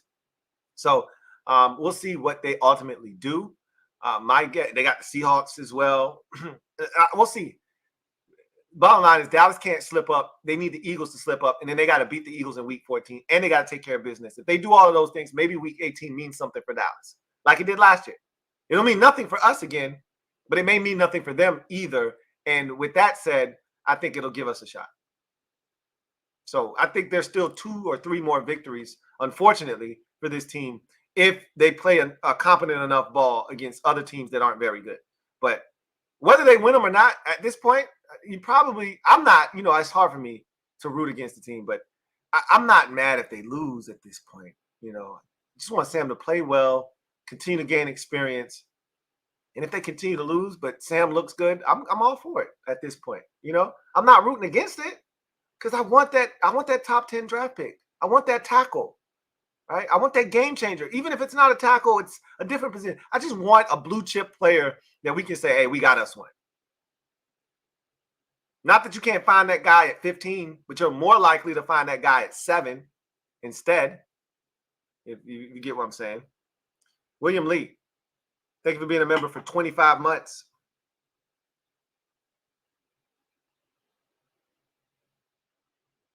Dak eating a turkey drum in the fourth quarter. Classic. Again, if that were us, they'd never live that down. I'd be killing them. Anytime they try to say something, Allie, drumstick, like 40 burger. I got turkey juice dripping down from a 40 burger. Get out of here. Hey, I think the whole division breaking the broom out on us. We'll see. We'll see. It's William Lee. Thank you for the super chat. Greatly appreciate you. Double up. Thank you for doubling up and writes. Sam looks like the sacks have finally gotten to him. I disagree. I thought he got away from the pressure today. He extended some plays. He made some plays, man, with his legs. He made some plays with his arm. He continues to hang in there, man. It's tough because you're asking a puppy to perform like a big dog every week. Every week, you're essentially putting the offense on this kid's shoulders, and you're telling him, hey, your shoulders got to be broad. And he's like, man, I only got 12 NFL starts. They're like, we don't care. We putting the whole offense on your back, and you got to get it done. You got to throw it 44 times for us to win. And you're like, bro, that's like telling your 10th grade son, right? He's a 10th grader, probably about 15 years old. I need you to get a job this summer. I need help paying the rent. I need you to pay half the rent. Bro, I'm 15. I know. I need you to get this job. All right. I got this worker's permit for you. I need you to get this part-time job because you can't work full-time hours yet. You ain't old enough. But I still need you to come up with your half of the rent. Bro, what are we talking about here? Oh, yeah, and I need help with the electric bill. And if you could chip in on the water, that'd be nice too. Bro, I'm 15 though. You know you're talking to a 15-year-old, right? I'm a minor. Yeah, but this is what I need from you. That's what we're doing with Sam. Is we literally taking a dude that's got 13 career starts and we saying, hey, we need you to carry this offense. And you can say, well, that's what the Texans are doing with C.J. Stroud. They also have a competent defense, though. He's not carrying the squad. He threw 3 picks last week, all of them coming in the red zone, and his defense said, don't worry about it. We got it. Don't worry about it. We got it. You show it? Nah, don't worry about it. We got it. I'm positive. We got it. We could never. Okay. Yeah, they're putting a lot on C.J. Stroud's plate, and he's delivering, but he's got help. There's no help here for Sam. This defense is awful. The run game is inconsistent. The play calling is even more inconsistent. Guys are dropping passes. The offensive line is a sieve. And yet, weekly, he's expected to go out and perform at his best. If that's not crazy, if that's not idiotic, I don't know what is. I don't think the sacks are getting to him. They're just asking a lot of a dude who's only made 13 career starts. And I think he's doing a damn good job considering what situation he's been put in. Rob Yu, thank you for the super chat. Greatly appreciate you. Rob Yu writes, Lou, I would never promote tanking for a high draft pick, but I don't see another win on the schedule. The D can't stop anything. Players look done. I mean, you're not wrong. I do think there are some winnable games left on the schedule. That's the sad part about where we are, is that if we were any good, if we were just right now 7-5, right now 7-5. If we were just 6-6 right now, forget about all of that. We were just 6-6. Like I said, the goal was to get to the bye at 6-7. You know, that ship sailed a long time ago. If you just got to the bye at 6-7, you're 6-6 right now. Lose to the Dolphins next week, go to your bye at 6-7. There are winnable games left on the schedule. The Jets, the Rams, the Cowboys the second time, all winnable football games. Because the Cowboys won't need that Week 18 game. I promise you, they're not going to win the division. They're not going to win the division. And so they won't need Week 18. They will be locked into the 5th seed. So they won't need the game. The Jets aren't going to have Aaron Rodgers back. They're going to suck the rest of the season. They're going to lose to the Jets, to the Dolphins tomorrow on Black Friday. They're going to lose that game. And it'll be like 4 straight losses after they were 4-4 in the season, riding a high after beating the Eagles. I think they were 4-3 when they beat the Eagles. They're feeling good about themselves. They haven't won a game since. They're going to lose again tomorrow. You're going to lose all your fancy foosball games. And Aaron Rodgers ain't coming back. And we're going to have a shot to beat them. And the Rams aren't any good. They're inconsistent too. The sad part is we could have gotten a 9 if they would have just beat the teams they were supposed to beat. Beat the Giants, beat the Bears. And instead of you being 4-8 right now, you're 7-5. That's all you had to do. Okay? Don't beat the Eagles. Don't beat the Cowboys. All right? Don't beat the teams that are perceived to be better than you. Just beat the teams that you should beat. We couldn't do that. And because we couldn't do that, we sit here at 4-8 and our season is done and we're talking about the offseason. We're talking about the draft. We're talking about tanking, potentially. That's you, not me. I don't use the T word. I'm not opposed to them losing, but I'm not advocating for it. I would love the higher draft capital. And I'm rooting for them to play well, but just come up short. If that's tanking, that's wrong. I don't want to be right. I'll just say that. But I'm not advocating for it. Tank it. Okay.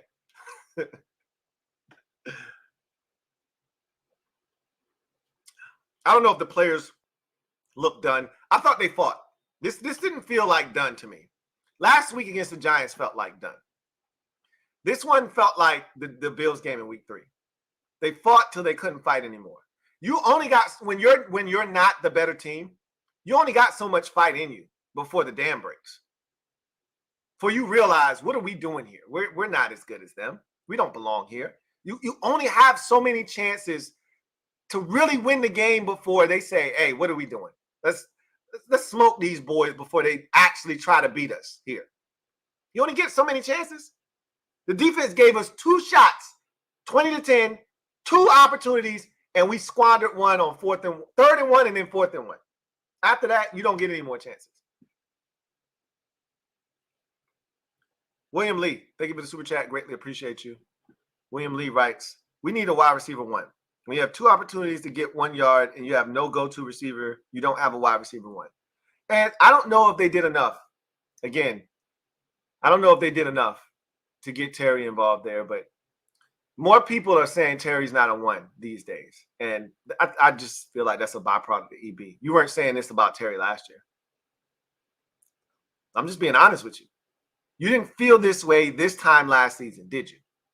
What's different? Is Terry different? Did he just magically become a different receiver? The guy that had 3,000 yard seasons in a row? That guy?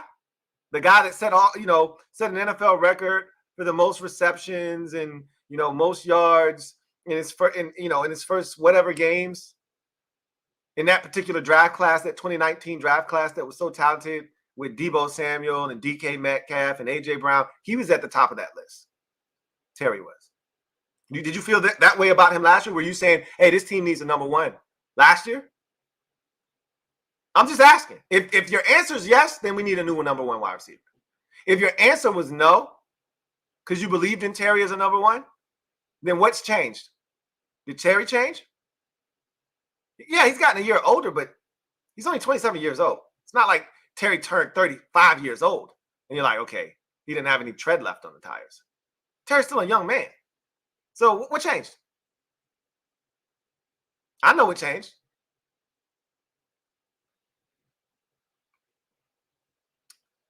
Dominic Garland. Thank you for the super chat. Greatly appreciate you. Dominic writes, I went to my first game today. This stunk. I wouldn't advocate anybody going to their first Commanders game this season. Not a good idea. I'm just being honest, because you don't know what you're going to get. They could win, but the likelihood is, especially at this point of the season, the likelihood is they're going to lose, and it's going to be bad. Real bad.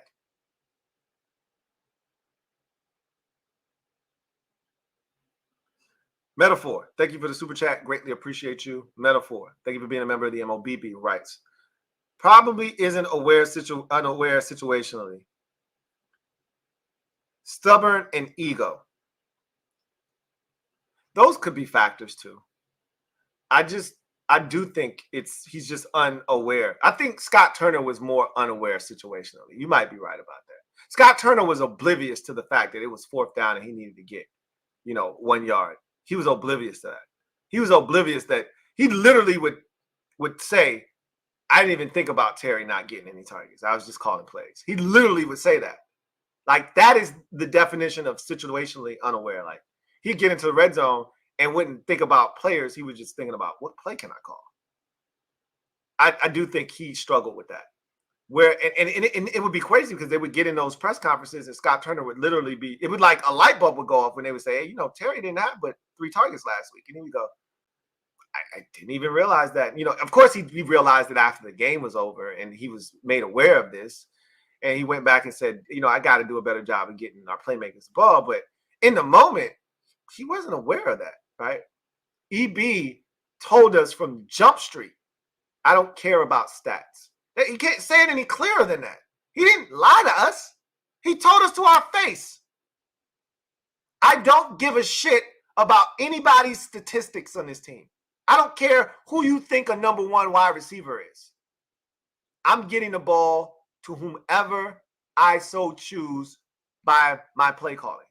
Whomever the defense dictates will be open is going to get the football. The thing that makes me cringe is when people, and Sam said this at the press conference last week, well, the ball it goes where the defense dictates it goes. As an offense, you don't let the defense set the tone. You dictate to them what happens. Now, there are situations where the defense gives you a look, and based off the look they give you, this is where the ball is supposed to go. I'm aware of this. But there's also times where you say, I don't really give a shit what they're in. If they're in zone, this is what we're going to do. If they're in man, this is what we getting the ball to our guy. Or no matter what, this is a good zone or a man beater. We're getting the ball to our guy here. We just don't do that. Could be stubborn and ego. I wouldn't doubt that. Christopher McLaughlin, my guy Chris, thank you for the super chat. Greatly appreciate you. Double up. Thank you for doubling up. Who writes, hey, Lou, I know this is draft talk, but looking at Fashanu as our next left tackle next year from Penn State to select in the first round, went to my high school thoughts. I haven't watched any of these dudes like enough to talk about what they could mean, but he is the second. I can tell you this. I do know this for a fact. He is the second on most people's draft boards, and maybe he might be first on some others. But I do know he's a top 2 tackle in this draft class. I think he's behind Alt, the tackle from Notre Dame. And so whether it's him or it's Fashanu, I would love to see one of those dudes in burgundy and gold next year. Period. End of discussion. And we're trending in that direction with every loss that mounts. We're putting ourselves in a position to end up with a top 10 pick. The higher you are, the more likely it is you'll be able to get yourself a future of the franchise left tackle. And as we've seen with Trent Williams, you get the right dude. And this is the thing I know about Penn State. And I haven't watched this guy, but I know this much. If he goes to Penn State, he's an athlete. They got the best strength and conditioning, I feel like, in college football. Because all they do is come out of their program athletically gifted, strong as an ox, can run, can move. Even Troy Apke passed the eyeball test from an athletic standpoint. That's why he got drafted. Even their bums can run and do everything. So I haven't seen him do, but I know he's got to be a tremendous athlete because he went to Penn State. I'd love to add a guy like that on our offensive line. That affords you so many things. You see what J.C. Kelsey being able to get out and move does for that Eagles offense. You see what Trent Williams being able to get up and get out and move does for that 49ers offense. Imagine getting a guy like that. I mean, we don't have to imagine. We saw it for years with Trent Williams and what that does in the run game, the screen game, as a pass protector. We need that. We need that. Brad Woodard, thank you for the super chat. Greatly appreciate you. Brad, thank you for your super chat once again. Frankie, thank you for the super chat. Greatly appreciate you. Thank you for being a member of the MOBB, who writes, Jonathan Allen and some other players got into a heated verbal argument with JDR at some point today and brought it up in the post-game presser. That's interesting. I'll have to see what happened there. I've mentally checked out from the post-game stuff usually. I mean, at this point, but I mean, you've piqued my interest now. I wouldn't be shocked because at this point, Jack's got to do more because he's got less. So you got to find a way to do more with less. You can't call the defense. And I actually do believe Jack has been more aggressive. He's had to be. And he has been. The secondary stinks, though. So it's like the catch-22. Be aggressive, but you run the risk of getting cooked on the back end. You don't be aggressive, and you're going to get cooked on the back end. So damn if you do, damn if you don't. I'd rather just say to hell with it and blitz. And if we don't get there, you just say, hey, I tried. Instead of just sitting back and letting CeeDee Lamb run a 7-second route and get open for a touchdown. I'd love to see what happened there. Jado, been a member for 1 month. Whew. Happy Thanksgiving, Lou. I'm tired of this team. Happy Thanksgiving, Jay. You ain't tired of the team. You tired of the way they make you feel. You tired of the direction of the organization. It'll all come to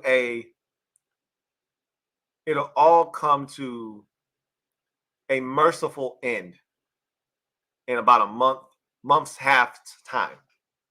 Right? Just hang in there, bro. I know. It's hard to do these on a weekly basis. And thank God a bye week is coming. 1 week where we don't have to worry about somebody getting cooked over the top, or, we don't have to worry about Sam taking another ridiculous sack, or EB calling another dumbass 4th down play call, or Ron foregoing an opportunity to go for it on 4th down. We don't have to worry about none of that shit, or taking a stupid ass timeout in the 3rd quarter on a 4th and 1, or on a 3rd and 1 rather. Like, seriously? We're going to burn in a 20-10 game when you're on the move, in a game that you hope is close at the end, you're going to burn a timeout on 3rd and 1? Again, if that ain't dumbass coaching 101, what is? Frankie, yo, thank you for the super chat. Greatly appreciate you. Frankie, yo, double up, thank you for doubling up. Who writes, I gotta say that play where Dak underthrew the pass and it bounced off Danny Johnson's head to a Cowboy for like 30, 40 yards game was the most Washington thing I've witnessed, LOL. I mean, the same shit happened for us. Cowboys defender deflected the football, and Cole Turner caught the bitch on the sidelines and then ran for an additional, 15 yards after the catch. Crazy shit happens, but that one was worse because Danny was in a position for a pick, and like typical Washington corners, he didn't turn and locate the ball. Why? Because he was beat and in trail position, and he thought he couldn't turn around and locate because he was beat. So he just had to run and put his hands up and face guard, essentially. And the ball hits him in the back of the head, deflects into the air, and what do you know? Some no-name Cowboys receiver that I've never heard of catches the ball for like a 27-yard game as they, have 4 plays right into the end zone. What in the hell? But like you said, that's some Washington shit if you've ever seen it. Mike Leslie, thank you for the super chat. Greatly appreciate you. Thank you for your generosity. Happy Thanksgiving to you and yours. Mike Leslie, who writes, just waited on a table from DC today who were a couple in their late 60s who said they were lifelong Washington fans. They told me that the passion for the team in his area goes down each year. Told me the most fans converted to becoming Ravens fans. Ouch. I'm not surprised, are you? I mean, losing does that. And then you look up the road, up 95, and the Ravens, they win every year. They do it the right way.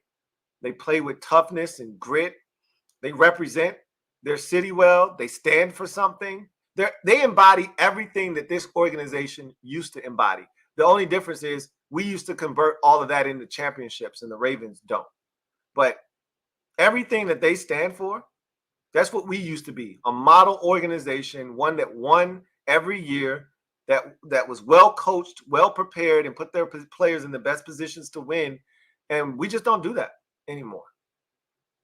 And here's the hoping that with this regime change, with this new organizational direction, new GM, new head coach, new coaching staff, a bunch of new players, and Sam Howell, this shit turns around. Cheers.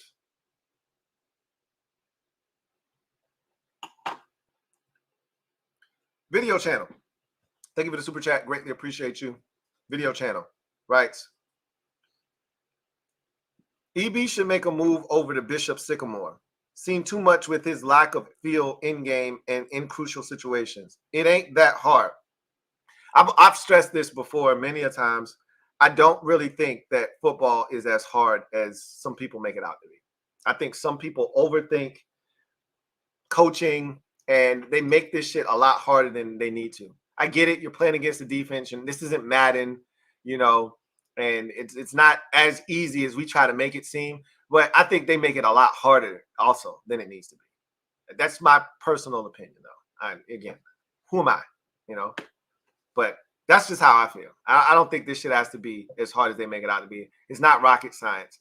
I think it's simple as getting the football to your best players and your playmakers in advantageous situations that allow them to prosper. That's what I think this game is all about.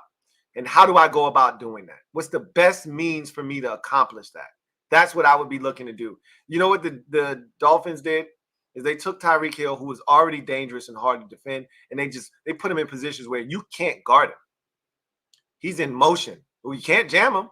Even if you thought about it, which is already a risky proposition as is, can't jam him. He's in motion, and he's running around. So he's already got a running start, and he's got and he's in a slot, so he can move around. He's got a, three-way go, inside, outside, up the field. So you don't know where he's going. It got Waddle on the other side doing the same shit. It's just tough. They put him in stacks and bunches, so you can't jam. Cause just the slightest confusion, and with his speed, you can't. And guess what? When they need a play, they're going to either 10 or they're going to 17. It's not hard. You don't have to overthink it. Somehow we manage to overthink it, and we go into Pringle and Crowder and Logan Thomas in the most crucial situations. Running backs are catching the ball, getting targets, but not Jahan, not Terry, not Curtis, not your best players. Again, make it make sense.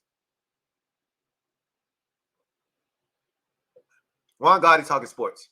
Thank you for the super chat. Greatly appreciate you. Who writes, just sad that we have to wait 9 months for a competent football team, for competent football. Yeah, I mean, that's the nature of the business. When you're going through a tough season and it's not over and you're experiencing it as it happens, but you see change coming, you want it now. We live in a society where instant gratification is what everybody seeks. No longer, and gone are the days of people being patient and just waiting for things to, kind of manifest themselves. We were patient as a fan base, which is why I'm not upset at the people that want Ron's fired right now, that want Jack fired right now, that want EB gone.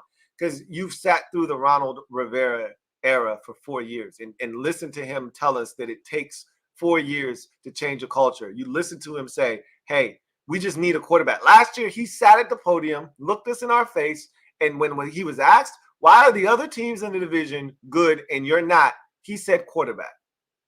We now have a quarterback. And what's the excuse?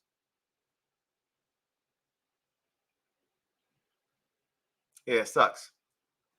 Mike Leslie, thank you for the super chat. Greatly appreciate you. And I appreciate that story, because it just kind of lends itself to the temperament right now, right? Where we are as a fan base, where we are as an organization, like what needs to be done. You have to win.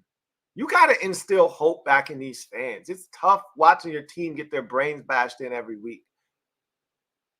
It's hard to root for that. That's why fans want to change now, because they want to see life re-injected. Because with Ronald Rivera at coach, there is no life injected into this team. We're lifeless. There's no shot in the arm with Ronald as your coach.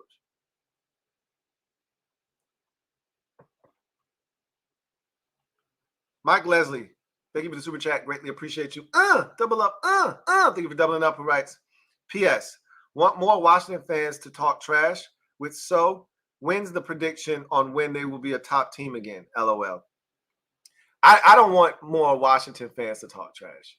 I want more y'all outside. I want more y'all to be brazen when the opportunity presents itself.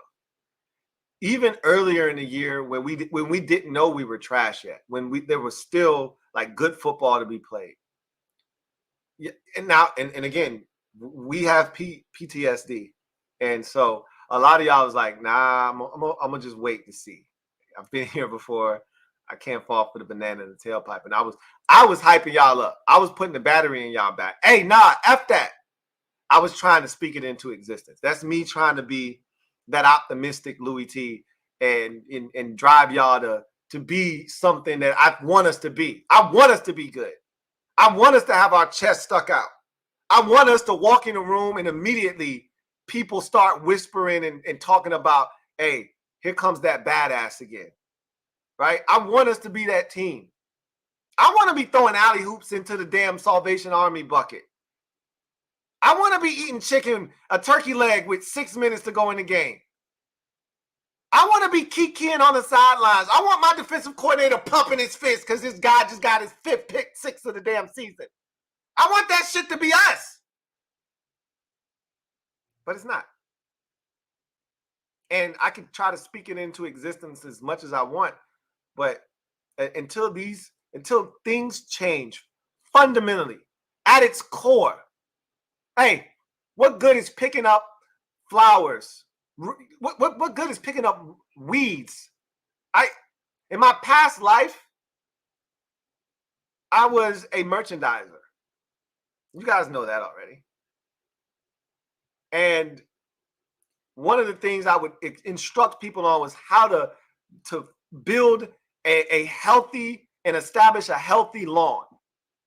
People are lazy. They want a quick fix. They want to buy grass seed and just throw it in the front yard. They don't want to water it. They don't want to treat the soil. They don't want to do anything. They just want to buy the grass seed, open the bag, spread it up amongst in hell. They don't even want to buy a spreader. They just want to open the bag, toss the grass seed out one time, and walk away and have a beautiful lawn. That's not how it works. What good is pulling up weeds if you don't actually get the root out of the ground? That's just surface level. Those weeds are still there and they'll return. As soon as you turn your back, they'll start growing again. You haven't done anything. Right now, that's where we are. Until Ronald is gone, Jack is gone, EB is gone, and you start anew, and Martin Mayhew and company are gone, you're just pulling the weeds out of off the surface. Swapping out Trey Turner and Andrew Norwell for Chris Paul / Sadiq Charles and Andrew Wiley, essentially. You're just pulling out the weeds on the surface. Nick Gates coming in here. You're just pulling the weeds out on the surface. You didn't actually get the root up. The root starts at the top. Because those are the guys that brought Andrew Wiley and Nick Gates here. So you gotta treat the actual problem, not the symptoms. That's what we've been doing for too long. We treat the symptoms and we expect massive change. You'll feel better temporarily, but eventually it'll be back because you didn't actually solve the problem. We're about to solve the problem here shortly. Now, again, how well do we do with this problem solving? We'll see. But at least we're actively trying to solve the problem instead of treating the symptoms.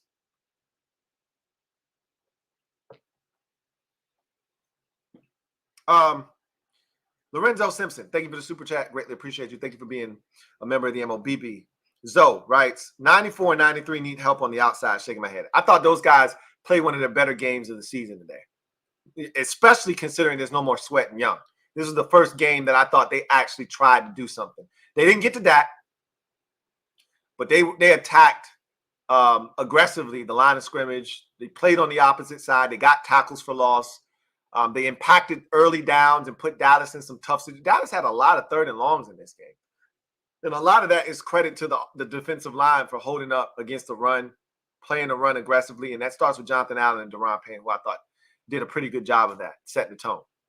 Again, they didn't get after the quarterback the way you would like to see them, but it's going to be tough because they're going to get all the double teams inside. And they are getting the double teams inside. And when they get one-on-ones, they're not necessarily winning those, but it is what it is. It's just a frustrating situation. It really, truly is. The Phillies Ace 34. Thank you for the super chat. Greatly appreciate you. Thank you for being a member of the MOBB, who writes, happy Thanksgiving to you and your family. All respect to you. I am tired of you out in the cold freezing, so I'm here to bring you aboard the Eagles. I wouldn't be real friend if I left you out there freezing. I appreciate the gesture, and I thank you for extending a life jacket and a buoy of sorts. But I'm good over here, man. I've been out here before. I know what it's like. And unlike past opportunities of past years, past situations where I've been, outside freezing, hoping for change, I actually know change is coming. So I'm going to stick it out. I've been here this long. I ain't no need in me giving up now. I said it's hard. Part of that hard is being resilient, or resilience and determination. I'm both of those things. You have to be if you're a Commanders fan. You have no choice. I appreciate you, though, as always. Happy Turkey Day to you and yours. And God bless, my man. Frank Brown, thank you for the super chat. Greatly appreciate you. Frank writes, what's up, Lou? What's up, Frank? Happy Thanksgiving, bro. Same to you. Season's basically over. No. Season's not basically over. Season been over, okay? Seahawks was the last-ditch effort. Giants was the final nail in the coffin. This shit's over, bro. Says, but damn, I hate losing. Don't we all? Or some of us. Not all of us hate losing. Some of us are quite fond of losing, actually. Enjoy it. Love the team being in this state and loves, pointing out the misery that we're in and like saying, see, I told you so. Some people love this. They relish these opportunities to beat their chest and talk about how they're right about something that is frivolous. We suck. Period. You happy that we suck? You happy that you were right about something? Especially to the Cowgirls. Yeah. It's never good losing to an NFC East foe, especially Dallas, especially on Thanksgiving, which is why I didn't want any parts of this game. I didn't want any parts of this game. We were supposed to roll these boys. It's all good, though. It's still NHL. I'm glad you brought that up. New How Order. Because you damn right it's still NHL. If you ain't know, now you know. Barry Curtis Jr., thank you for the super chat. Greatly appreciate you. Double up. Thank you for doubling up. Who writes, Juice is not a slot. This defense has no identity. The players they drafted all have different tense skill sets. Benjamin St. Juice is a boundary corner. I've stated that, and he's not great at that. He's solid, but I think you put him in the right scheme, and he could be a damn good corner, right? But he's got his faults, and we talked about these. He's got his deficiencies. One, he doesn't make plays on the football, right? Two, he's not a fast guy per se. He's not a twitchy guy. So it's hard for him to make breaks on balls. Like, he'll be in great position, but he's not twitchy enough to stop, plant, drive on the ball. Like, for instance, that fourth down play, CeeDee Lamb, who didn't see the comeback? CeeDee Lamb was running to the sidelines. I know Juice even saw the shit coming. He's just not fast enough to put his foot in the ground, plant. They call it click and close, right? The ability to click, right, on that receiver, breaking back towards the ball, for you to stick your foot in the ground, click, and then close. And rapidly get downhill and make a play. That's what Deron Bland has. He sees the shit happening, and he sticks his foot in the ground, and he drives on that bitch. And if you make the slightest mistake, he's going to pick that shit off and take it the other way. Juice can't do that. He can only dream about doing that because he doesn't have that ability. He doesn't have the agility. He doesn't have the quickness to do that. There was a quote by the Giants, one of the Giants receivers last week, Isaiah Hodgins. After the Giants beat us, he talked about how they like going up against corners like Benjamin St. Juice because they don't have the agility, the lateral quickness, the ability to break on balls. They like the long, tall, slow corners.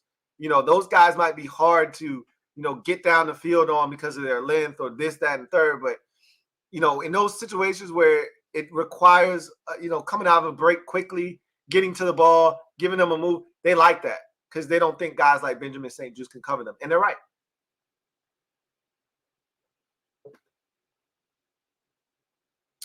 Swaggy Pete, Thank you for the super chat. Greatly appreciate you. Swaggy P writes, thank you for being a member of the MOBB. Writes, happy Thanksgiving, Lou. Happy Turkey Day, Swaggy. Says, I took your advice and didn't let this team ruin my Thanksgiving. Attaboy. Way to do it. Says, how does it go from a 20-10 to start the fourth and end 45-10? Ron and JD are gone soon. I'm still outside for NHO. New Howl Order. As am I.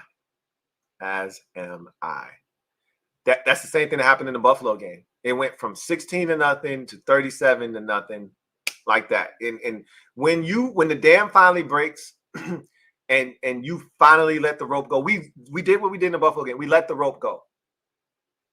At 23-10, Ron essentially said this is the game. Because he could have punted the ball, but for what? I agree with him. Go for this shit. 4th and 1. You're deep in your own territory. If you don't get this, you're already surrendering a field goal. But with this defense, it's probably going to be a touchdown. Who are we kidding, right? This is essentially a turnover. Deep in your own territory. So if you don't get this, the game's over. And, of course, EB doesn't send anybody in motion. I think all the receivers got jammed on the play. So Sam had nowhere to go with the football. It was supposed to be quick 3-step drop, ball out. There's pressure in his face. He tries to throw it. He has to pump it. Guy jumps in the air, so he has to pull the ball down. He tries to reset and get the ball out, and he gets sacked. Game's over now. And at that point, they let the rope go. CeeDee Lamb runs a 7-minute post corner, takes Quan Martin and discards him, and goes and catches the football. And at that point, gets the 2-point conversion. It's 31-10. The game's over. You had your chances. But I'm still outside for NHL right there with you. Uncle Jay, thank you for the super chat. Greatly appreciate you. Double up. Thank you for doubling up. Who writes, also, Lou, happy Thanksgiving to you and the fam. Likewise, bruh. Likewise. Salud, man.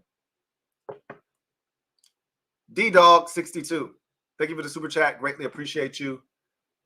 D-Dog writes, my girl and boys fan, she about to get this frustration in her later. LOL. I don't even know what that was. With no pass rush, Miami might score 70 or more. We need dogs on this team. I'm afraid about what's going to happen next week. Look, if you are weak in the stomach and you are one of those who just doesn't have, the stomach for performances like the one that could be coming next week, you might need to cover your eyes, or you might need to tune out and check out next week and just come back after the bye against the Rams. Next week isn't for the faint of heart. You got a weak stomach, don't think you should show up. It's going to get ugly at home next week. I mean, Tua might throw for 405 tubs next week. What did Dak do today? Anyway, I'm curious now. I'm ready to look and check ESPN. Let me just put it up and have a look-see.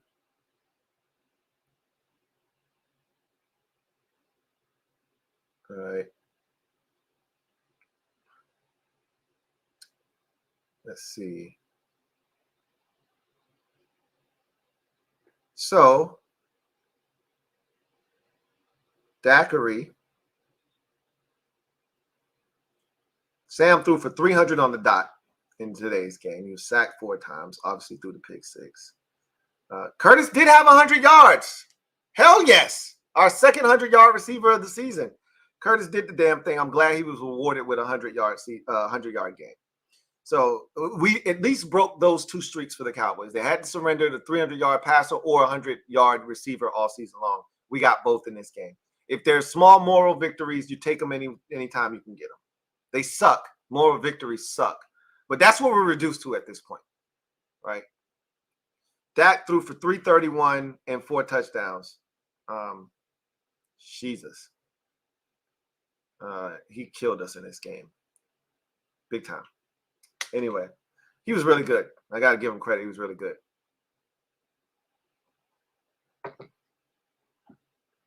Jeffrey Biatabo, thank you for the super chat. Greatly appreciate you. Jeffrey writes, that deep ball miss shows me that Terry deep ball miss shows me he's not feeling it. Last year at Indy against Gilmore, he went and got that shit. I thought about that play. Now this was a little bit different, but it to me it was symbolic. I agree with you, Jeffrey. It was symbolic of where Terry is right now. I told you I wasn't feeling the energy.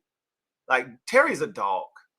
And when Terry's locked in and emotionally invested, Terry's going to fight. I haven't seen fight out of Terry. I think that fight left the building with Terry probably because remember the Giants game, the first one in week 7? Like, Terry was fighting his ass off. I think the trades of Montez Sweat and Chase Young kind of illustrated to him they punted on this season. Which they did, right? When you trade those two guys away, you're not your best self. You're not putting your best foot forward at that point. You're admitting we're planning for the future. And for a guy like Terry, who is invested in this team and for 5 years, and you want to win and you're tired of losing, that's a bitter pill to swallow. Like, as fans, we're okay with that because we're not the ones showing up to work every day with a sore shoulder, an ankle that hasn't been right since July, and a groin injury that is going to need time after the season's done. We're not the ones showing up with nicks and bruises every day, having to get treatment and willing yourself to work and putting in this work only to get your brains bashed in every day. That's a tough existence. But I, for the first time, saw that he checked out against the Giants last week. And I saw it on that deep ball. He could have given a better effort. I felt like that. But, yeah, I'm with you. I kind of feel the same way. Jack Miller. Thank you for the super chat. Greatly appreciate you. Who writes, happy Thanksgiving, Lou, to you and your family. Why do we pick up a Dallas practice squad player earlier this year and don't even give him a play in a game so far, Jabril Cox? Happy Thanksgiving to you and yours as well. Clearly, they don't feel like he, upgrades the defense in any way, shape, or form. Again, they just went and got the Harris kid, and he played today. A lot, too. I'm going to guess he played every bit of 7 to 10 snaps in this game. That's a lot, considering that Jabril Cox hasn't even been active this season at all. We've had injuries to the linebacker position. So, that tells you a lot about how they feel about Jabril Cox. Remember, he wasn't on the Cowboys active roster either. He was on their practice squad. So maybe there's a reason. I don't hear the calls for Khaleke Hudson anymore. I think you guys find out that he's a basic ass linebacker. I think Khaleke actually serves a purpose, but you got to carve out a niche for him, which we've never done. I think you put together a Khaleke package where he's blitzing and down around the line of scrimmage, and Khaleke could be a problem, but that's not what they're doing. They're asking Khaleke to guard somebody's tight end 25 yards down the field. They're asking him to run with somebody's running back, 22 yards down the field. Like, while he's capable of doing that and athletic enough to do that, that's not his strength. Just because he can doesn't mean you should. Just because Michael Parsons is athletically gifted enough to run with your running back out of the backfield doesn't mean he should.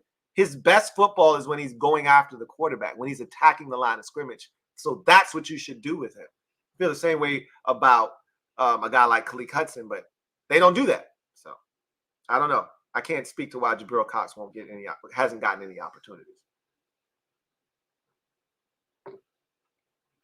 J-Mark, thank you for the super chat. Greatly appreciate you. Double up. Thank you for doubling up. Who writes, no more 2 linebackers on defense. It's not good. 300 yards per game. When you get the new defensive coordinator in here, you'll have a different scheme, whether it's a 3-4 or 4-3. They'll have a different philosophical approach, So we'll see something truly different next year. But the question is, will we have the personnel for it immediately? They're going to have to, again, don't expect immediate results next year. It could happen, but don't expect them because it takes time when you make wholesale changes. Like, literally, we're going to bring in a new GM, and he's going to turn his roster over. There's going to be probably upwards of 20 new players on this team next year. You have a new coach, a new scheme, new philosophical beliefs, new approach. Things are going to be done differently, and we'll see what happens, you know. The one and only Bravo. Thank you for the super chat. Greatly appreciate you. Who writes, this defense is laughable. There's not a team that respects it. Dallas should have scored 70. This defense is laughable. Nobody respects what we have. Like, the one thing we had that teams had the game plan for was our defensive line. That's all anybody talked about. Well, they've got this vaunted defensive front. Oh, well, they've got one of the best defensive lines in football. When you trade away the two defensive ends and you just leave the defensive tackles, that changes now, doesn't it?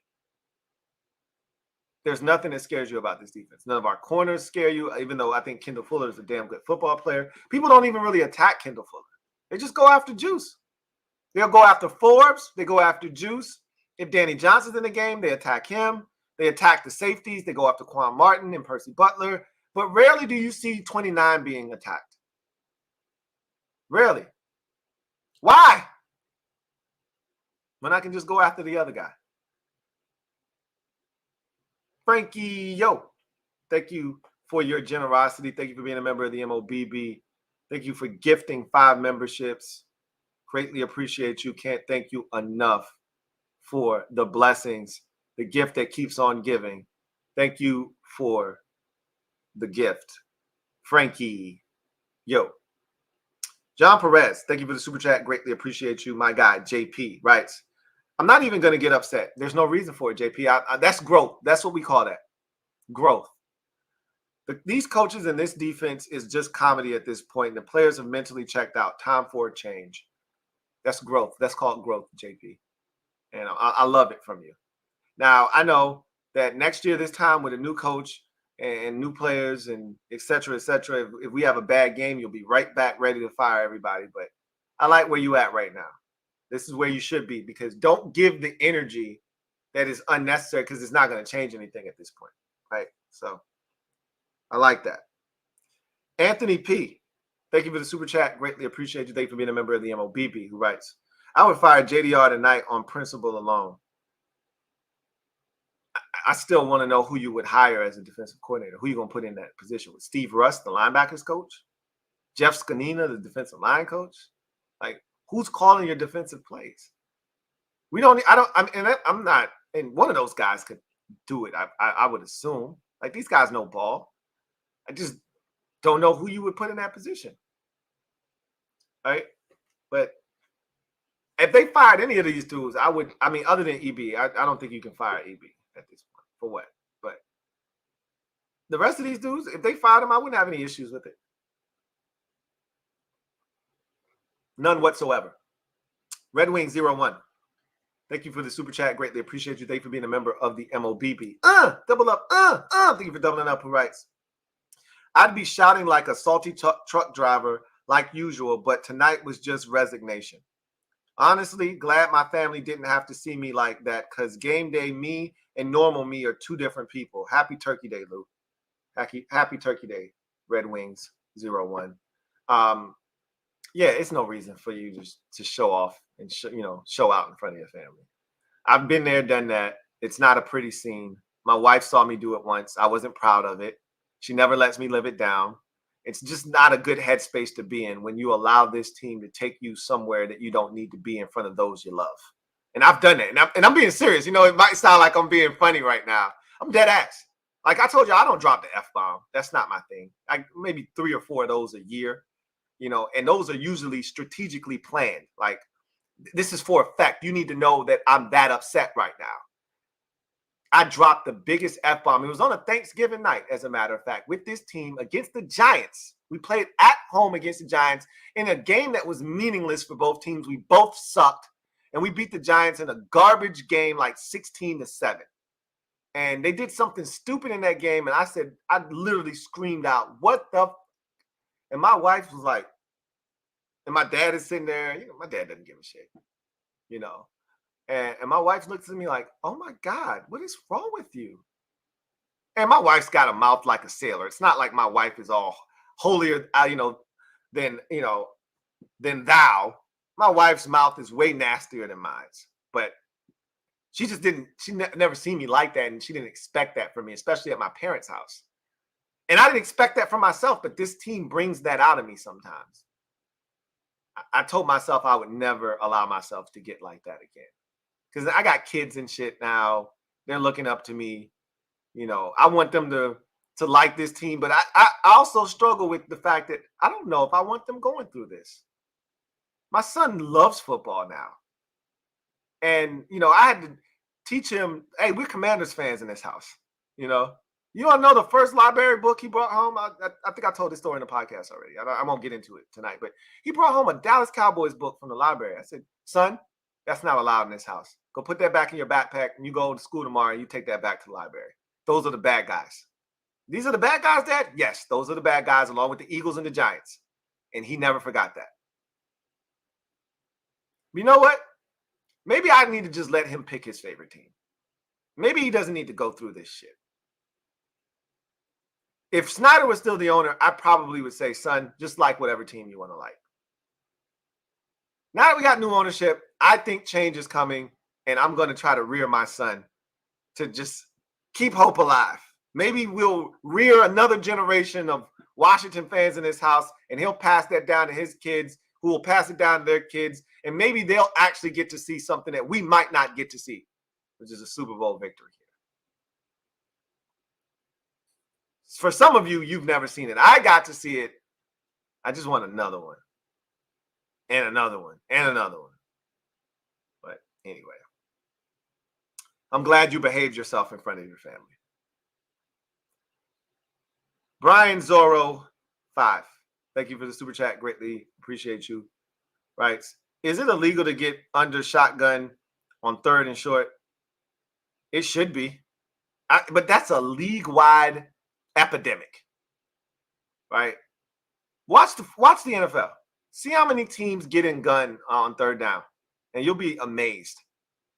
At first, I thought we were one of the aberrations. We were, like Kansas City, us were outlied. No, a lot of teams get in the gun in 3rd and short, 4th and short even.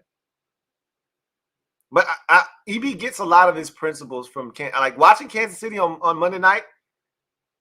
That was the first time this season where I actually like really focused in on their offense. Like I watch Kansas City all the time. I know what they do. But on Monday was the first time I really focused in, and I started looking for similarities. I'm like, this is the exact offense we run. They're just better at it. They're better at it. They have better situational awareness. They get under center more, but it's the same offense. Their run offense looks exactly like ours. You know, a lot of the shit they were doing, they got into a 4th and 1 situation, and they ran out of gun, just like we do. The difference is they converted.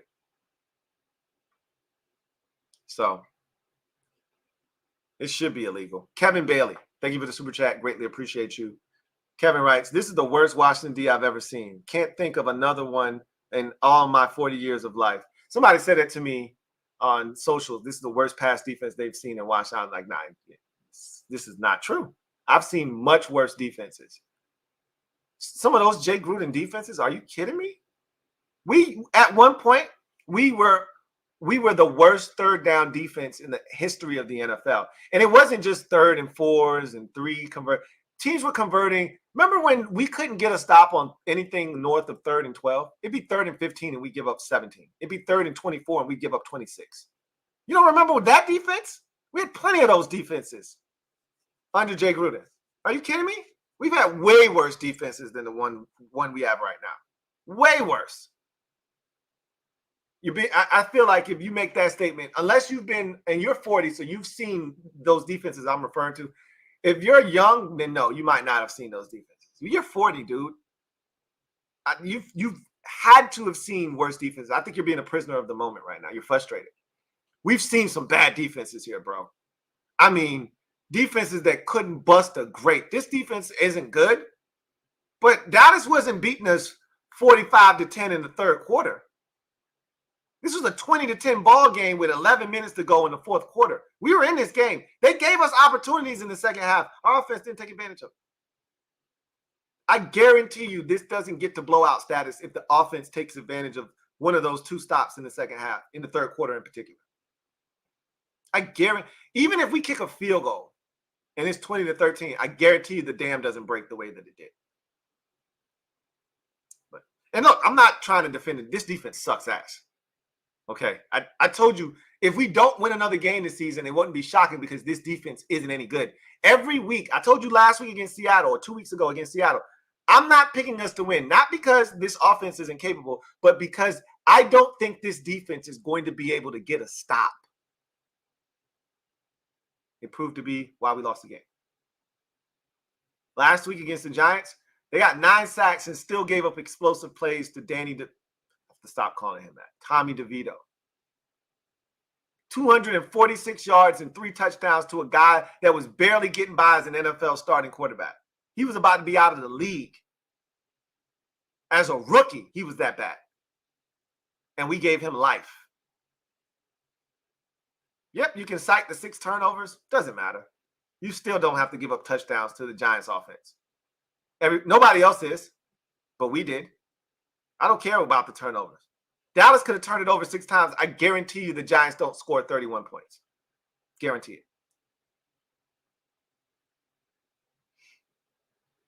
Rail Goated. Thank you for the super chat. Greatly appreciate you. Rail writes, give me Cowboys DB coaches, my DC. I'll give them a shot. We had a damn good DBs coach here for the last 3 years, and we just let him go. Maybe he wanted out. Maybe he did. Maybe Chris Harris didn't want to be here anymore. Whatever the case may be, we had a guy. He's no longer here, and our defense, our secondary has gotten tremendously worse. Tremendously worse. Zeta Man, thank you for the super chat. Greatly appreciate it. Would you be upset about Dan Quinn coming here to be the head coach? Would you be upset about that?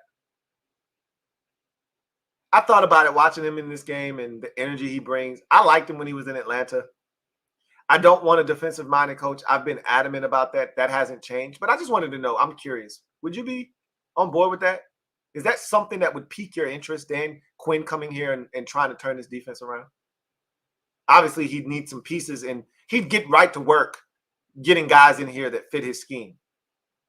But would you be interested? You don't have to answer that right now. Zay the Man, thank you for the super chat. Greatly appreciate you. Thank you for being a member of the MOBB, who writes, in case you all didn't figure it out yet, we're tanking. I don't get that sense. But maybe we are. I've always said this. It's hard to tank in the NFL. This isn't the NBA. You can't bench 2 or 3 players and you send veteran players that can help you home and put a bunch of young boys out there that don't know if they're coming and going and lose games. You can do that in the NBA intentionally. In the NFL, it's hard because you got to ask 53 dudes to be on one accord who are all fighting for their jobs and their livelihoods, by the way. They got to put quality tape out there because their next, season may not be with this particular organization. And so it's hard to get guys to not play hard. But playing hard and smart and being good are different things. And we traded away 2 of our better defensive players. So you could say we're tanking. And I wouldn't be opposed to it. Again, I'm not going to advocate for it. And you'll never get me to say it out of my mouth. But if it's transpiring, I'll turn the other cheek. I'll turn the blind eye. We need to draft capital. I want 3 picks in the top 40 selections in the draft. I want that. You're this close to making it happen.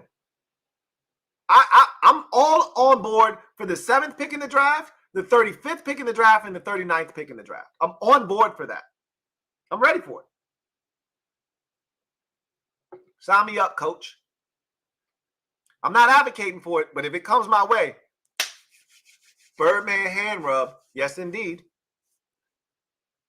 Red Wing 01, thank you for the super chat. Greatly appreciate you. Who writes, I'm still outside for Sam, but he's going to be running the gauntlet of defenses compared to what he's had to face up to this point. And I thought he played well today.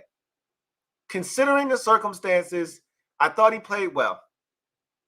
I did. And we're going to see the Jets and the 49ers, and I want to see how he plays against these teams. This is a good test for him. Good litmus test for him.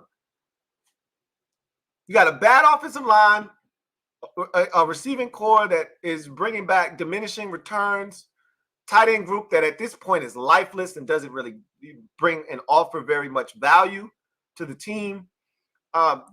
There's a lot stacked against him. The run game is helping him. That has been a good feature the last 3 or 4 weeks.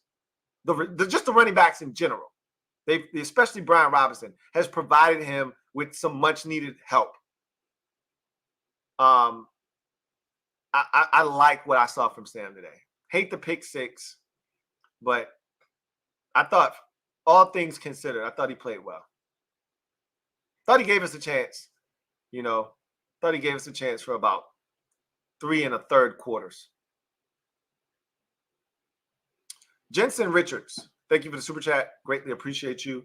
Jensen writes, you see that play where Payne dropped back to cover? What the F was that? No, I didn't see that play, but I'm not surprised. In this defense, and you watch around the league, you'll see Chris Jones of the Chiefs dropping into coverage. You'll see Quentin Williams of the Jets, like Aaron Donald from time to time, dropping. Like, you'll see that. You're not going to have your guys rush on every single play. You would prefer them to, but for the sake of, breaking tendencies and giving the offense a different look, like, what's the last thing they're expecting? The other team's best interior defensive rusher to drop into coverage. So he may not see him, and that could lead to a pick being thrown, right? So you do different shit, but I wouldn't advise that you do that often, and they don't. Jack doesn't do that very often. Lorenzo Simpson, thank you for the super chat. Greatly appreciate you. My guy, Zoe, double up, thank you for doubling up, who writes, look at Ronald's draft history as our head coach. Only Curl worked out. I might be missing someone else. You talking about from past drafts? I mean, I think Jahan's going to work out. I mean, it's hard to say with that 2022 draft class because it's still pretty young, fresh, and new.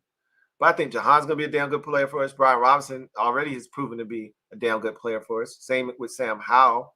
I think when you look at the players that we've drafted, I think they've gotten something out of all of them, but maybe not enough, right? For instance, Diami has had his moments, the Titans game, right?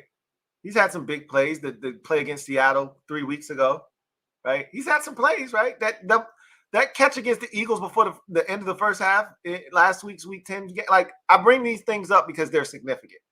Has he been consistent? No. Has he had a ton of opportunities? No, he hasn't. And has he made the most of his opportunities? No. He had a big drop on a slant last week at the end of the ball game against the Giants. But he was also a third-round pick. You want your third-rounders to be good. Have we gotten third-round value out of him? Probably not. Probably day 3 value out of him at this point. But he hasn't been a complete failure. Cam Curl is easy to point at him because he's a 7th-round pick. You weren't expecting anything, and you probably got day 2 pick value out of him, right? He's probably performed like a 3rd-rounder at this point of his career versus guys that were picked in the 3rd that have been performing like 5th or 6th-rounders. Like Juice has performed like a 4th or a 5th-rounder, not a 3rd. But he hasn't been a complete waste. He just hasn't been up to the standard that you expect from a guy you drafted in day 2 of draft in the 3rd round, right? We haven't gotten anything out of Fedarian Mathis.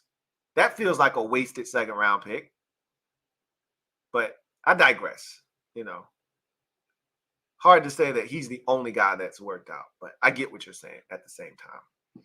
Anyway, that's the last super chat, and that's going to do it for me, your man, Louie T, here on this special Thanksgiving night edition of Overtime as Washington gets their doors blown off by the Dallas Cowboys. Again, a 20-10 game with roughly 10 minutes to go in the 4th quarter, and somehow this thing gets out of control and ends up being a 45-10 ass thrashing at the hands of the dick, dirty, dastardly Dallas Cowboys as Washington drops to 4-8 on the season. And right now, it just seems like everything we're doing is an exercise in futility. It's a means to an end. This thing is going to come to a miserable but much needed end at some point. When that happens, it's anybody's guess. I'm assuming it'll happen at season's end, but we still got 5 more of these. Saddle up. It's going to be rough. But I digress. That's going to do it for me, your man Louie T. I thank you guys for joining me. Enjoy the rest of your turkey day. Enjoy the rest of the weekend. Hell, you don't have to worry about this team ruining your Sunday at least, right? Go enjoy the weekend. Go enjoy Black Friday. Enjoy the sales. Enjoy having some time off of work. Go enjoy life. Don't let this team get you down. And you don't have to worry about watching them on Sunday. You can watch the games freely with no burden to carry. And you'll get to do it again in 2 weeks. Hey, how about that? Anyway, I digress. You guys have a good one. Take care. I'll see you guys maybe on Sunday night. Maybe on Sunday night. The likelihood is you won't see me again until Monday. But you guys enjoy the weekend. I'll see you guys next time. God bless and good night. One for the road. New. How